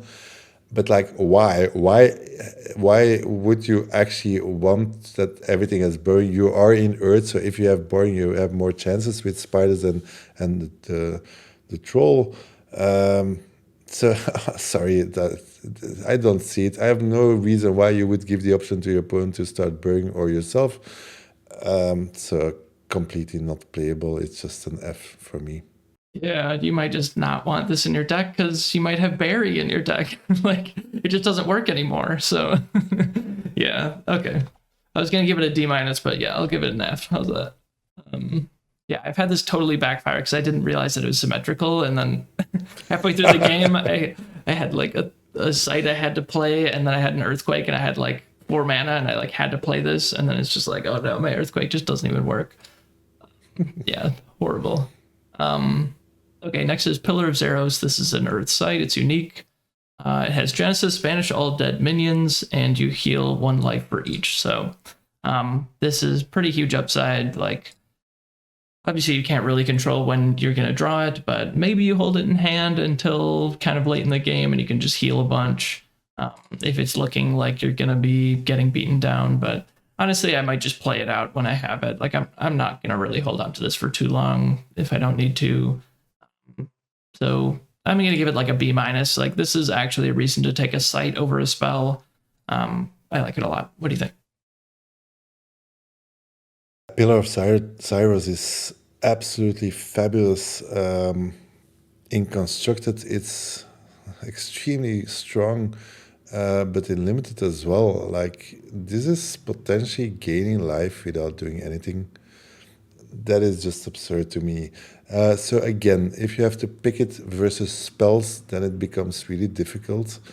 And probably if your pack 1 goes open, this is not what you will pick, but it will still be there. So this is somewhere in the pick 3-4 range for me. Because honestly, if I'm committed already to Earth and you get this, like, I mean, you only have 12 sides in your deck. If your hand is good, you just mulligan 3 sides, and the chance that you will get it is good or high. And the longer in the game, the better it becomes, of course. So with Spellsinger, it's not that easy to just, you have to draw your sides, etc. So it delays you a little bit to keep it in hand, but there is a real reason to keep it in hand, because the further you go, as long as you're not near death's door, so you can go as low as to 8 lives and then just spike up again to 15, 16, 17 without losing a beat. So yeah, B plus for sure. In fire, we have the River of Flame. which is a fire spellcaster. That's it. So this was the first foil I ever saw in beta, and it was an amazing one. And I really did not understand this card. So, okay, we have a site that can actually cast a fireball. But so the very good thing of River of Flame is that it exists as a site in both locations. So it exists above ground, but also below. So everything that is buried, you can now cast it if it's a fire spell. So if you have fireballs, you can actually cast your fireballs below, killing a potential troll or spider. So it is just a nice extra to have if you're in fire. Also, like if you play with heat ray, you just place it on another row than your own avatar, so you just have more reach. Same with lava flow, etc. All these amazing spells, or with banish, they are already one step further. So that is just a real upside. Will I pick it highly? No. But if it comes around on pick 7, 8, sure, it's way better. I mean, it gives potential. It depends on the spells you have, of course. But yeah, I'm probably on C to C plus somewhere. Okay. Yeah, I give it a C minus. Would love to have it, but not going to take it over a real spell. Smokestacks of Knack, a unique site. It's fire. Other nearby sites lose their abilities. Not going to be relevant most of the time. I mean, I guess like it'll be relevant to some extent most of the time, but it's not going to have like the big impact that it sometimes has in Constructed, where it turns off their defensive sites. But yeah, this could turn off like their deserts, or I mean, if they have a tower, they're just going to play it in the back row anyway. But yeah, so there's really not that many sites that really care about smokestacks, so I'm just going to give it a D. And this is another site that you might just not even want to put in your deck if you have a bunch of deserts. You'd just rather not even have this on the board. Yeah, that's the thing. If it really depends on the size you have in your own deck. If you don't care, then of course put it in your deck and you're safe. But if you have anything, yeah, then why limit yourself? So yeah, probably D is correct. Next one is Vesuvius, a 3 fire threshold requirement plus sacrifice Vesuvius. Each unit occupying nearby sites take 3 damage. So the cost is high. You have to hit your threshold and then you have to sacrifice it. But you get 3 damage and you control it. So unless you play it and sacrifice it, it is most of the time not a surprise. You really want to place this in the center of the board if you can. So on turn 2, just place it forward. And then it's actually really annoying for your opponent and sometimes yourself as well. But you have more potential to play around it. But having the ability to just nuclear 3 damage to everything nearby whenever you want it to be, it's just so much headache for your opponent to deal with it. You always have to think about it. So I think Vesuvius is actually a good card. Will I pick it highly? No. But again, if I'm committed to fire and I can pick this up as a pick 7, sure, I will gladly pick that because the effect is really, really good. If you combine it with a desert somewhere, it really can have extra surprises. Or even you charge in 2 damage to the Amazon warrior and then Vesuvius deals the last blow. So yeah, it really makes it way more complex, mostly for your opponents. So I like the cards. It's probably, yeah, in a real fire deck, it goes to the B range, B minus, probably somewhere there. Yeah, I give it a B minus. Yeah, it's on the level of Pillar of Zeros. Like it's on the board and it matters a lot. Yeah, it hits above and below the site. That's pretty cool. I mean, great card. Okay, next is Maelstrom. This is our first water site. Maelstrom says at the start of your turn, you may pull in each minion in this body of water 1 step. So they all have to take 1 step towards Maelstrom. Yeah, if you pull a minion, you have to pull all minions. So it's all or nothing. Yep. So Yeah, I mean it's optional. So obviously I'm gonna put this in a deck if I can do that. I'm gonna give it like a C. I don't know. Like this is a real effect. It can be really good. It is on the board, so they're gonna know about it. You can at least put it like a step in front of your avatar and like at least move yourself like more into the action, which a lot of times you want to do for like nearby spells and stuff like that. So yeah, what do you grade it? I'm quite high on Maelstrom. Of course, without a doubt, you only pick this if you are committed to water. And then potentially you manipulate it so that your body of water is quite big, actually. And Sorcery is really about movement. So just having the option to move all minions without a cost, without having to spend mana on this, it is just so annoying for your opponent. So, or he is in your body of water and then you just have free movement. Or he's not, and then your minions have free movement. So this facilitates all your ranged attacks. This facilitates all your four. I mean, they don't have to be water sites. They can be just regular minions with no water bond, whatever. So just having the option to move something one step, yes, it has to go to the maelstrom so they can see it. Your opponent can calculate it. But yeah, you really have to be conscious about this at all times. So is this an A card? No. Is this a build around? Like if you have like marine skurs, for instance, which I already like a bit, then Maelstrom, like that is complete air control. They cannot step there. Yeah, so I think Maelstrom is C plus to B minus if you're really heavily committed in water and have effects that can do or ranged. So yeah, it's a build around B minus or just a C to C plus. Next one, Tadpole Pool, a 3 water threshold Genesis ability that says summon 3 submerged frog tokens here.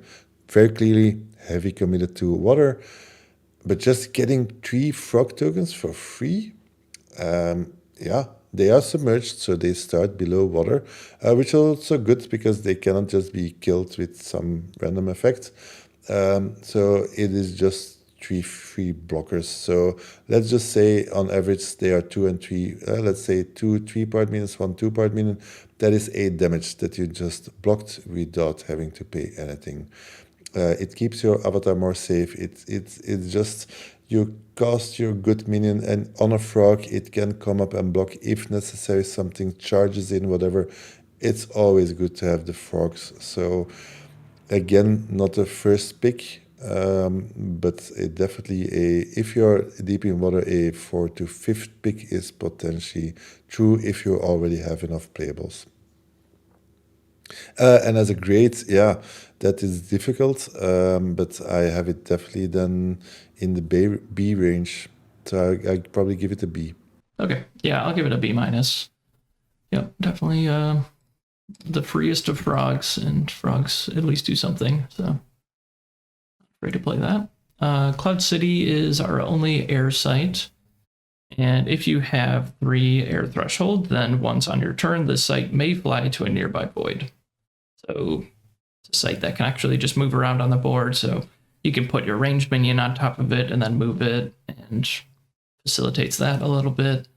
It is nearby, so that's a decent range. I mean, obviously there's going to be a bunch of sites in the way, so you're not really going to be able to move it exactly where you want it. But yeah, free movement is nice.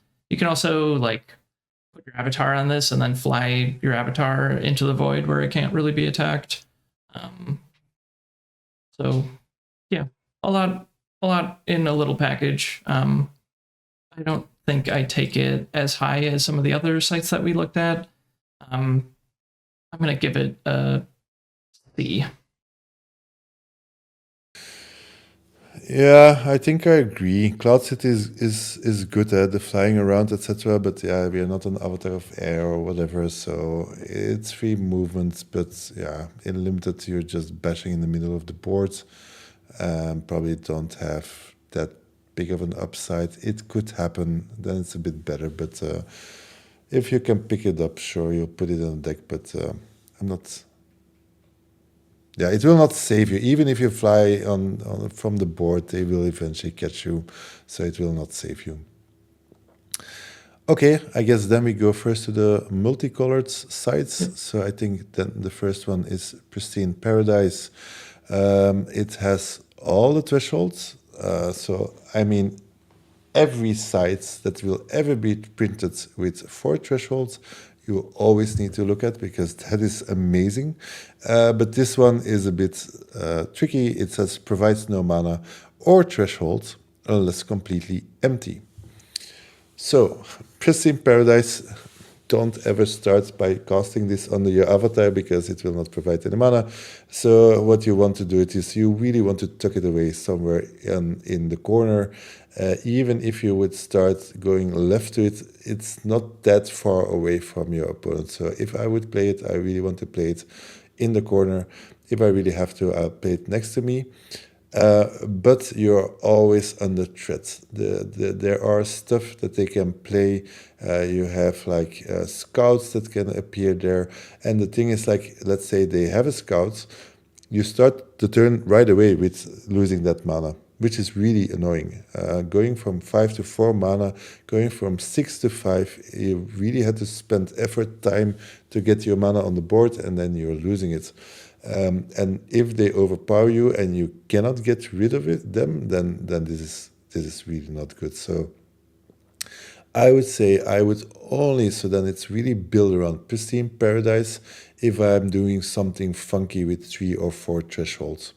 Like if I really want to do King Arthur stuff, etc., then I can play it, but I will always be very conscious where I play it and be sure that I have more than enough protection to guarantee that it's empty. But the trick is, or the thing is, I can really never guarantee it. Like there's always stuff, even, yeah.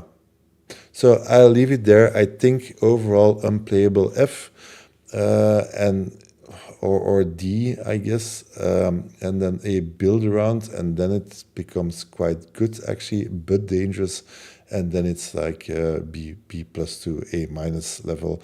But I don't think in all the drafts I ever did, perhaps I did it once or something, so it's really very narrow.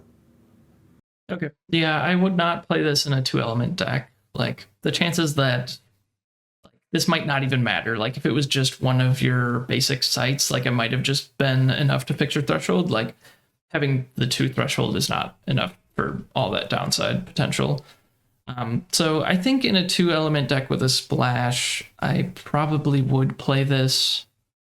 But yeah, it is really risky still. Like if they have any Voidwalk minion or anything that can go on your site for free, like the Scout, that is a real threat, and you are really far behind if they end up getting something on your site.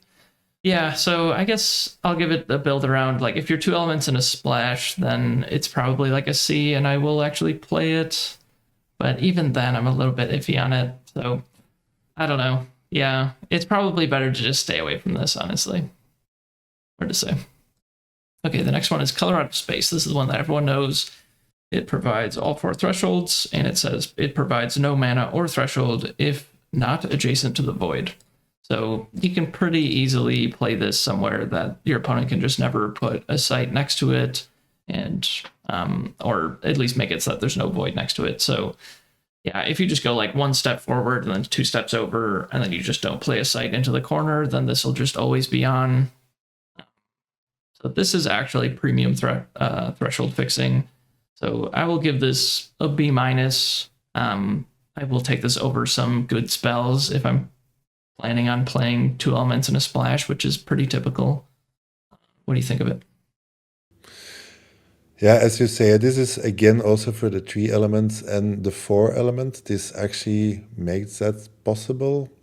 Being 1 side in your 12 makes it actually so that you will have a good chance to draw it if you go for it aggressively. So yeah, if I think of 4 element decks, this is actually something that makes that happen.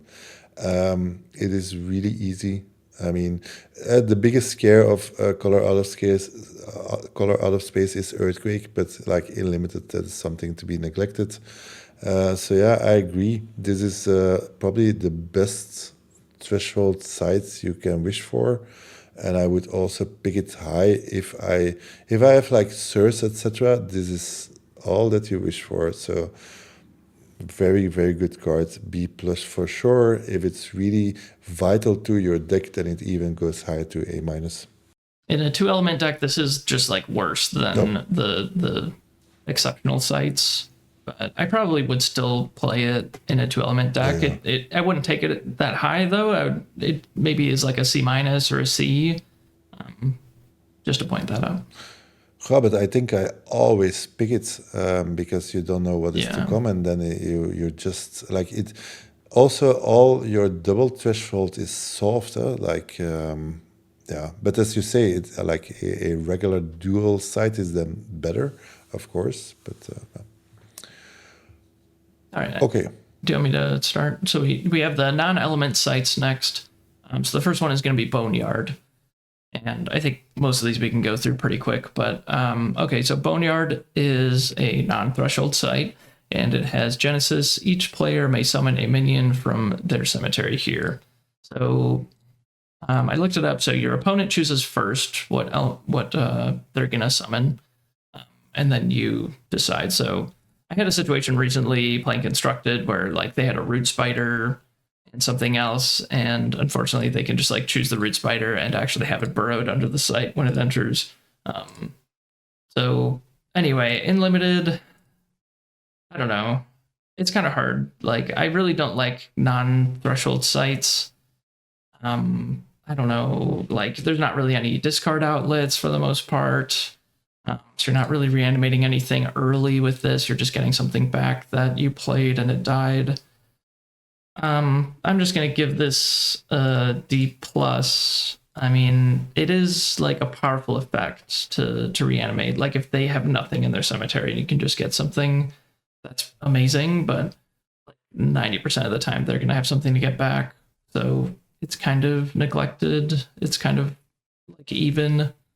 So I'm not that big of a fan of it. What do you think of it? Yeah, same. It's like, so for me, it's only playable in a 2-element deck because you cannot otherwise risk it to have a non. But that is a general comment for all of these.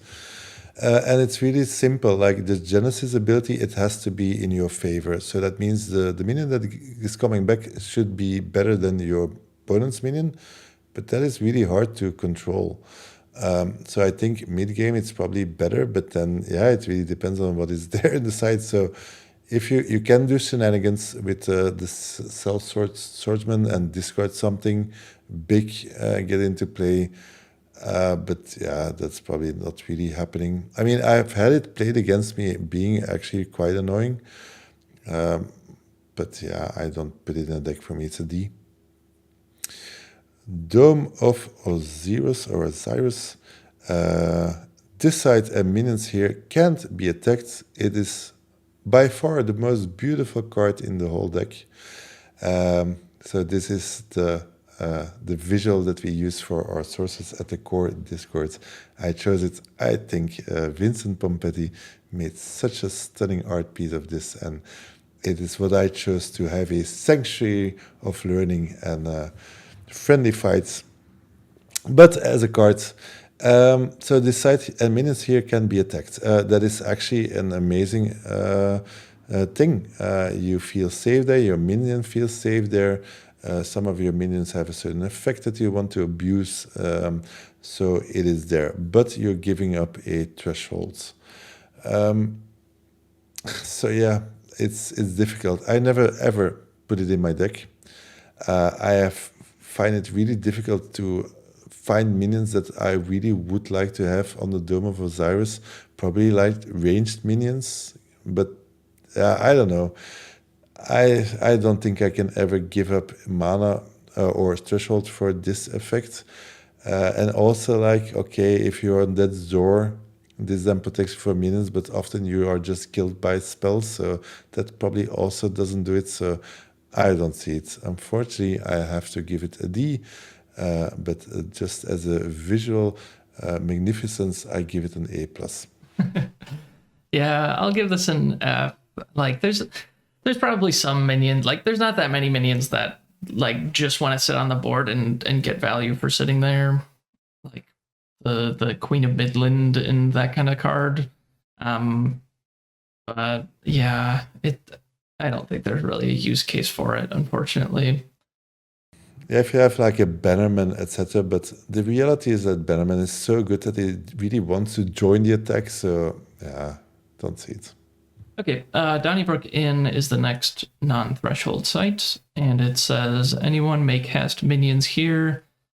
They may do so for one less. So your opponent can cast minions onto your site. That doesn't sound very good. Uh, so yeah, I'm just gonna give this an F. Like, yeah, the mana discount I guess is fine, but they also get the discount, so it's just too symmetrical. Yeah, I'm trying here. I'm trying to find a reason why, but I just don't see it. It's just way too dangerous. So nope. Next one, the Great Wall. I always have to think of Game of Thrones. If you're banished to the wall, so enemy units can't move through this side stop border on the ground. So in beta, this is what you got afterwards in Artillery. They made a perilous bridge, which is kind of similar, I guess. So yeah, it forces your enemy that they cannot move through, and here it is really enemies, so you can actually move through, which makes it actually a good card. So the question is always, can you risk your double threshold to put into danger? If the answer is yes, then I will put it in my deck, and I think I did it once. But the reality, it's not that important enough. Like, it rarely is that you have this kind of standoff, and then this just gives you more protection, and then it will be good. But in reality, you're always just fighting hardcore.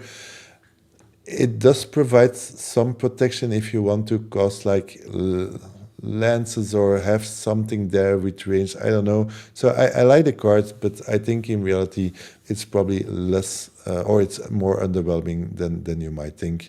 So therefore I would say just on the C to C minus level, although I think the effect itself is quite high. Yeah, I really wish that they had just put threshold on some of these non-threshold sites, and then they would be like great cards. Or, Yeah. but yeah, without the threshold, it's just too risky. Like, this is the site. Like, the effect that's on the card basically says like, I want to play this as my second site. I want to put it right in front of my avatar. But like, you want to be playing sites that have threshold on them early in the game. So yeah, it's just unfortunately an F. Next, we have Mirror Realm. This site enters the realm as a copy of another nearby site. So you can copy one of your just basic sites and fix your threshold. So if you have a wasteland and whatever the earth site, you can just play this, and whatever you needed double threshold for, now it fixes your threshold. So that's fine. It's kind of like a bad fixing site in that way. I guess if your opponent is potentially playing one of your elements, then it can fix your threshold that way too. So I guess it's pretty flexible. Obviously, like the most flexible of all sites. So it can also copy something really cool. So it can copy deserts. It can copy, I guess towers aren't good to copy, but it can copy all kinds of good stuff. Like there are some really legit sites out there that you really want the effect. So I'm not really sure where to take this. I guess I'll give it like a C plus, because not that many sites are in like the B range, so it's unlikely it's going to be as good as the B level sites, but it's going to be better than all of your like basic sites that are like C or C minus. So yeah, C plus. What do you think? Yeah, I think the biggest upside of Mirror Realm, it has the potential to fix your double thresholds. It will be the one that you're missing, or it will be the one that you need at that moment. It has the potential to copy not your tower, but perhaps the tower of your opponent, etc. So it's just very flexible. It can be a desert. So it's always a no-brainer to put this in your deck, and in any deck, I think with constructed the same. So I guess Mirror Realm is one of the most played cards. So yeah, but it's a site, and in limited, the effect is way difficult to control. So yeah, C plus to B minus if you have really certain spells that require more difficult threshold and you need that kind of manipulation. So yeah, I will always be happy with Mirror Realm in my deck. Next one is Roots of Yggdrasil. And it says, when the Roots of Yggdrasil are destroyed, destroy everything.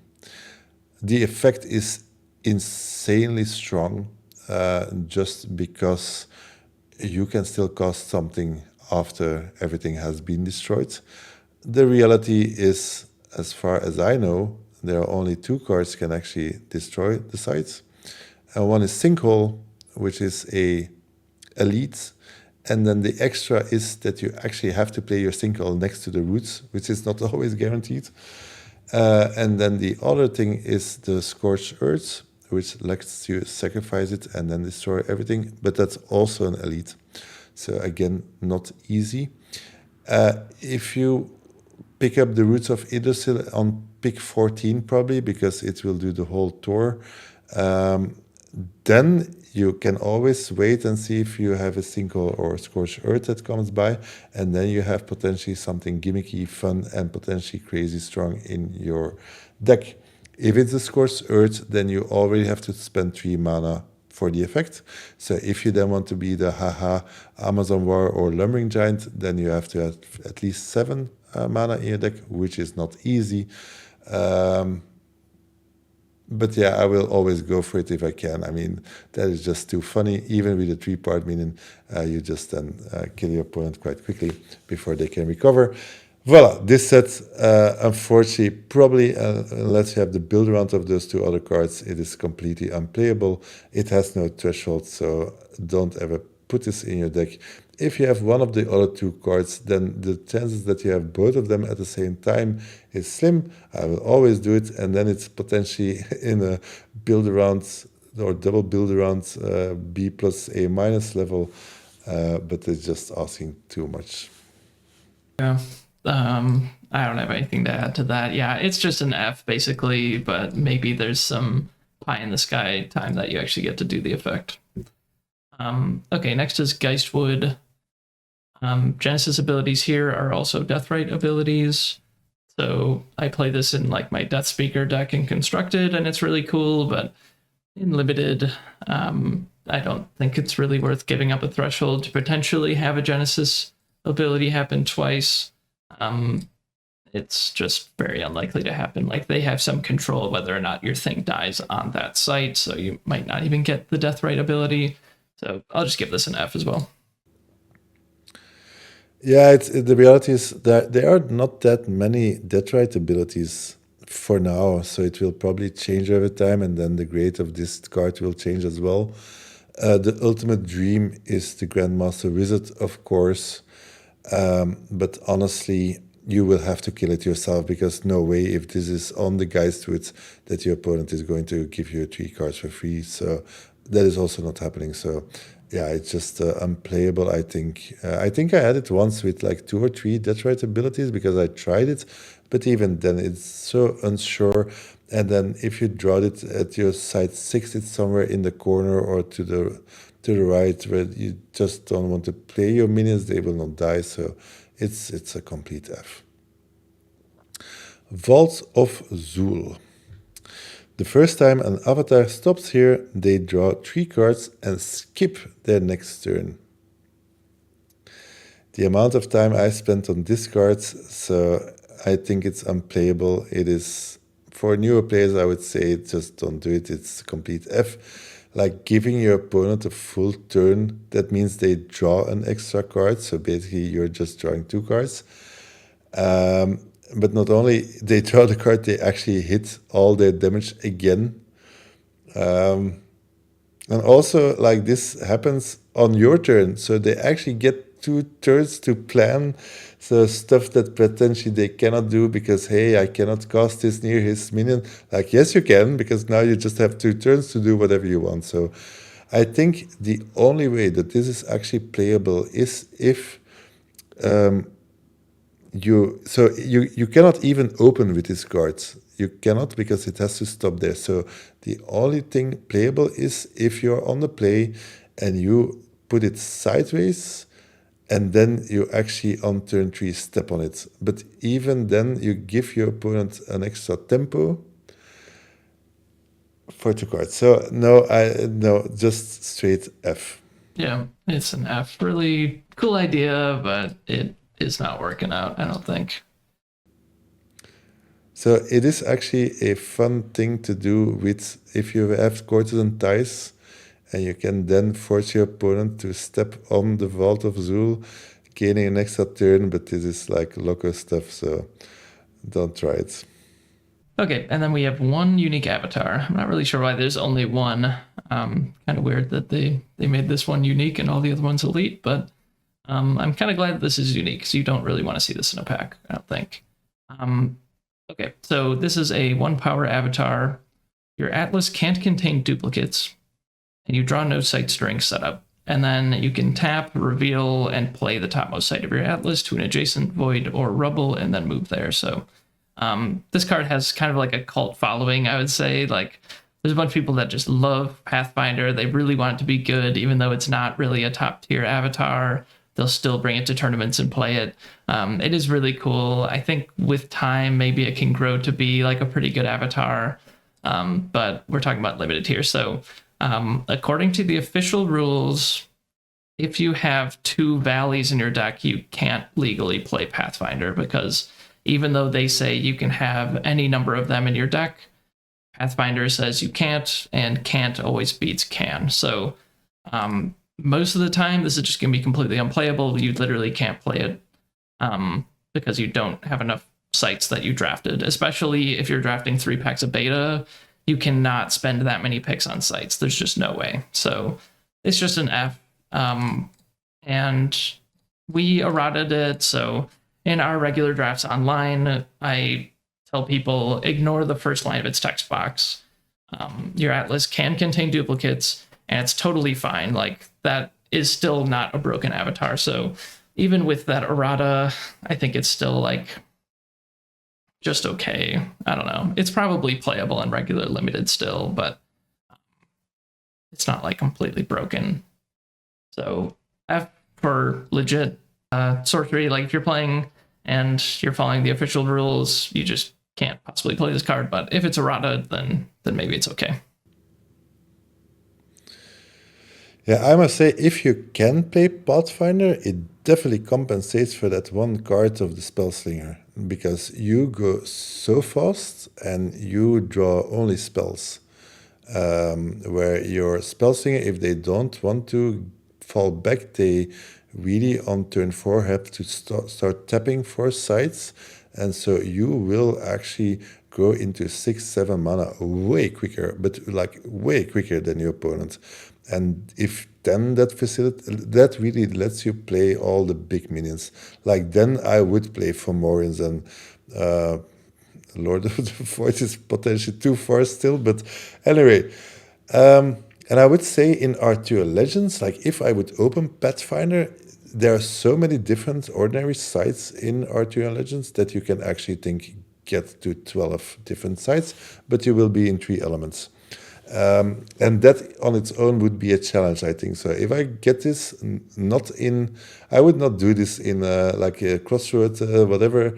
I will just pass it on. But I think if I can do it in one of the drafts online, I will try it. And I think it's potentially true. If with your errata, you can actually just play it, I think Pathfinder is actually strong. Yeah, another thing to mention with it is, like, Pathfinder in constructed, people have a hard time even just playing 2 elements and being able to get all of their threshold. And in limited, like, if you're following the official rules, like, you're gonna have to be playing 3 elements, and then you're gonna have a really hard time actually hitting your threshold, because your mulligans can't help you hit your threshold. Like, you're just at the mercy of the top of your atlas, and it's gonna be really tough. Although you will get a lot of value and draw a lot of spells. Since we now come to the end of this session, if I may, I just want to give a big shout out to one of my best friends, Isham, who actually became fourth on the Crossroads playing Pathfinder. And he actually was 7-0 on the first day, winning all his matches with a dual two-colored Earth Fire Threshold deck, going for the land destruction with the bells. It was not his idea. He took the deck, fine-tuned it a little bit to his tasting, but with the Wayfair Pilgrims and the Globe, going from all borders, drawing many cards with land destruction was actually a very powerful combination. And he won the Rainbow Foil Pathfinder. I think there's one other one in America. I think so, yeah. But just being able to see one that close, really amazing. So well done, Isham. Very proud of you, and more to come. Do we grade Eric's Curiosa since we're here? the artifact? But that is alpha, but sure. Yeah, okay. Let's do it. Sure, let's do it. So let's pull up the card. All right, Eric's Curiosa is a 1-mana unique relic, and it says, rip Eric's Curiosa to pieces, draw a card from your collection. So the official rule on this is you do actually need to literally rip this to pieces, and then you get to get any card from your trade binder. Like, you don't even have to draft it. You can just get any card in Sorcery and put it into your hand. So, I don't know. Even if I was at, like, Crossroads and it was, like, a bunch of money on the line, like, am I really going to draft an Eris Curiosa and be willing to rip it up? Because it's like a $500 card or something, right? So, I don't know if the EV is there to actually play this card and rip it up to maybe win that game that you might have won anyway. Like, yeah, the cost of this card is way more than 1 mana. It's 1 mana and $500. So I probably wouldn't play it, but if I was seriously like I just need to win this game, I am going to play Eris Curiosa, then this card is pretty busted. I mean, you can just get any unique in Sorcery, you know, assuming that you have every unique on you at the tournament. So it's probably just like an A+ card if you actually play it. But realistically, I'm just never going to rip an Eris Curiosa into pieces. That's just crazy. Yeah, I mean, we are doing set review, so we're not thinking about money. We're just looking at the card. This card is insane. This is probably one of the best cards in all TCGs. 1 mana, be anything you want. That is insane. That is A++ for sure. Take as many as you can in the draft, I would say. but what I really love about our good friends at the Eric's Curiosa team is that they really do everything that in their power to make people shred this card. Because it also existed in Magic with Chaos Orb, and then it was errata, so people could just play it. Basically, it was then 2 mana, destroy anything, which was amazing card, super good. But here, they really, even at the Crossroads, it was really announced, like, if you play it, you will have to rip it apart. And as far as I know, there's one story I read, shout out to those 2 people, a guy whose girlfriend actually bought it for his birthday, I think, and he could only rip it. He really had to use it in a tournament, and he was, well, not forced, but like, I think he really wanted to do it, and of course he was hesitant, so she actually gave it to him, and he actually did it. I think the whole tournament, everybody stopped to see it happening, and that's of course amazing. And that is, again, kudos to the team to create these cards, to do something that is so amazing. But thinking about the card itself, it's insane. Yeah, I just ran a poll to see if we wanted to include it in my cube, and I errated it, and people like the errata, so we're gonna put it in my cube now. So it's gonna be like, you just sacrifice it basically, or it's banished, and then you can search for any card that's in your sideboard. That way there's just less upkeep. Like, you don't have to take it out of your deck after round 1. Like, you can just keep it in your deck, and then you don't have to like literally type through like all the cards and figure out what you want to get with it. Like, it's just the cards in your sideboard. You can fetch with this, and I think it'll be pretty sick, and at least we get to play with the card. Then I must warn you that your errata is a bit dangerous, because I remember in the beginning, I think, and I think it came from Erik Curiosa or somebody that mentioned, like, if you play this card online, you actually have to, you can do the effect, but then you actually, I think the card was back then $300. I think then you had to deposit $300 to a bank account somewhere. So it would be the same feel that you would have in real life. So I don't know if somebody from the team is hearing about this. I like your errata. I think then that makes it playable. And I mean, I love the card. I love the art. So I would definitely want to play with it in a version that is not that crazy busted as is on this card. So I really like your proposal. I hope you just don't have to send money somewhere. Yeah, I don't want to do that. Okay. Okay, so that's the last card. That was a lot of fun. I had a blast. Thanks for doing this with me, Nick. Can't wait for Gothic to come out. That's gonna be such a sweet set review where we're actually reviewing cards we've never played with before. Like, I'm really excited to do that. Yeah, speaking of Gothic, I guess we got like an announcement of an announcement recently. Like, we're gonna at least get the release date in a couple days upon recording this, and then sure we're gonna go right into spoiler season. So I'm sure after this video, hopefully soon after, I'll have some spoiler videos and we can keep those going. And then once the full set is out, I'm not going to keep doing spoiler videos by myself. We'll do them together. So really excited about that. Yeah, I'm kind of nervous for Gothic because, like, Mitch, you won Gen Con Limited. I mean, you're a final boss, so to speak. I just won the Crossroads Sealed. We know what we're talking about. I really know this because I tried everything, all combinations, multiple times, spent so much time on this. But for Gothic, I have no clue. Yeah. Like, we will make mistakes. Sometimes we'll be so far off, but that's part of the game. That's part of the fun also. So really looking forward to it and how that will go. Yeah. Oh my gosh, I can't wait. Yeah, we're definitely going to get things wrong, but we're going to disagree on so many cards compared to these reviews that we did after playing for 2 years. So yeah, that's gonna be a blast. Okay, I think we'll leave it there. So thanks again, Nick, and we'll see you guys soon. Thanks so much for watching all the way through. If you made it here, you're truly one of my biggest supporters, and I really appreciate it. I hope you enjoyed this series of set reviews. Let me know what you thought down in the comments, and don't forget to like and subscribe so you catch all my future content. If you haven't already, check out our past reviews of the Ordinaries, Exceptionals, and Elites from beta. We've also covered every card in Arthurian Legends, and of course we'll be reviewing Gothic once the full set is spoiled on Curiosa. Until then, I'm going to get back to some gameplay videos, starting with a recent cube draft I did. I've also put together a single screenshot that ranks all the unique cards from best to worst based on our average grades. You can download it using the Google Drive link in the description to keep on your phone or computer.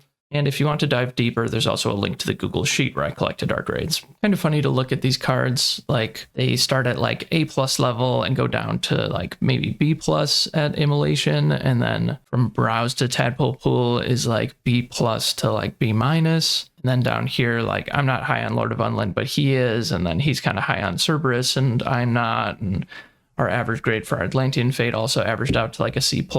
So these are like playable cards-ish, and then it gets down to like, I think this is where it becomes like C to C-, and then it kind of goes down from there to where like all of these are kind of like D to F. But really, a lot of these cards we did give like a really bad grade for just the average deck, but they are really like build-around cards. Like some of these expensive cards, if you have Geomancer or Pathfinder with the errata, some mixes or cores or something, like maybe you can actually play some of these cards and they'll be really good. Plague of Frogs is a card that's like an enabler for some strategies, but on its own is pretty bad. Some of these artifacts are like build-arounds for Battle Mage specifically. We actually missed Twist of Fate in our set review, but we talked about it and we think it's like a D to F. Highland Princess is a great card if you even have one trinket or something really good to get with it, but basically just trinket. I'm also kind of sad I forgot to mention that I have a special relationship with the Highland Princess, which is that when I supported the Kickstarter and I got a bunch of alpha boxes, which I just ended up selling, I didn't open a single box. I also got the alpha precons, and that came with one booster pack, and I opened a foil alpha Highland Princess, and in the only booster pack of alpha that I've ever opened. Unfortunately, I sold it because I was not really sure that Sorcery was going to last forever. I mean, I loved the game and I believed in it, but also like it was worth, I don't know how many hundreds of of dollars at the time, and I just would rather have hundreds of dollars than have a sweet foil card in my collection. So unfortunately, I don't own it anymore, but this is a special little item that I always see and think about the sweet foil that I opened. I mean, a lot of the uniques are just Fs, but just keep an eye out for like the ones that are actually just build-arounds and not quite as bad as they look on the screenshot. I host weekly online drafts open to anyone who wishes to attend. You can join those drafts by first joining the Sorcerers at the Core Discord server. The link to that is also in the description. Drafts I host are at 7:30 p.m. Eastern Time on Wednesdays. Niek also hosts a draft at 8:30 p.m. European Time on Tuesdays. Thanks again for watching. I'll see you soon for some gameplay videos.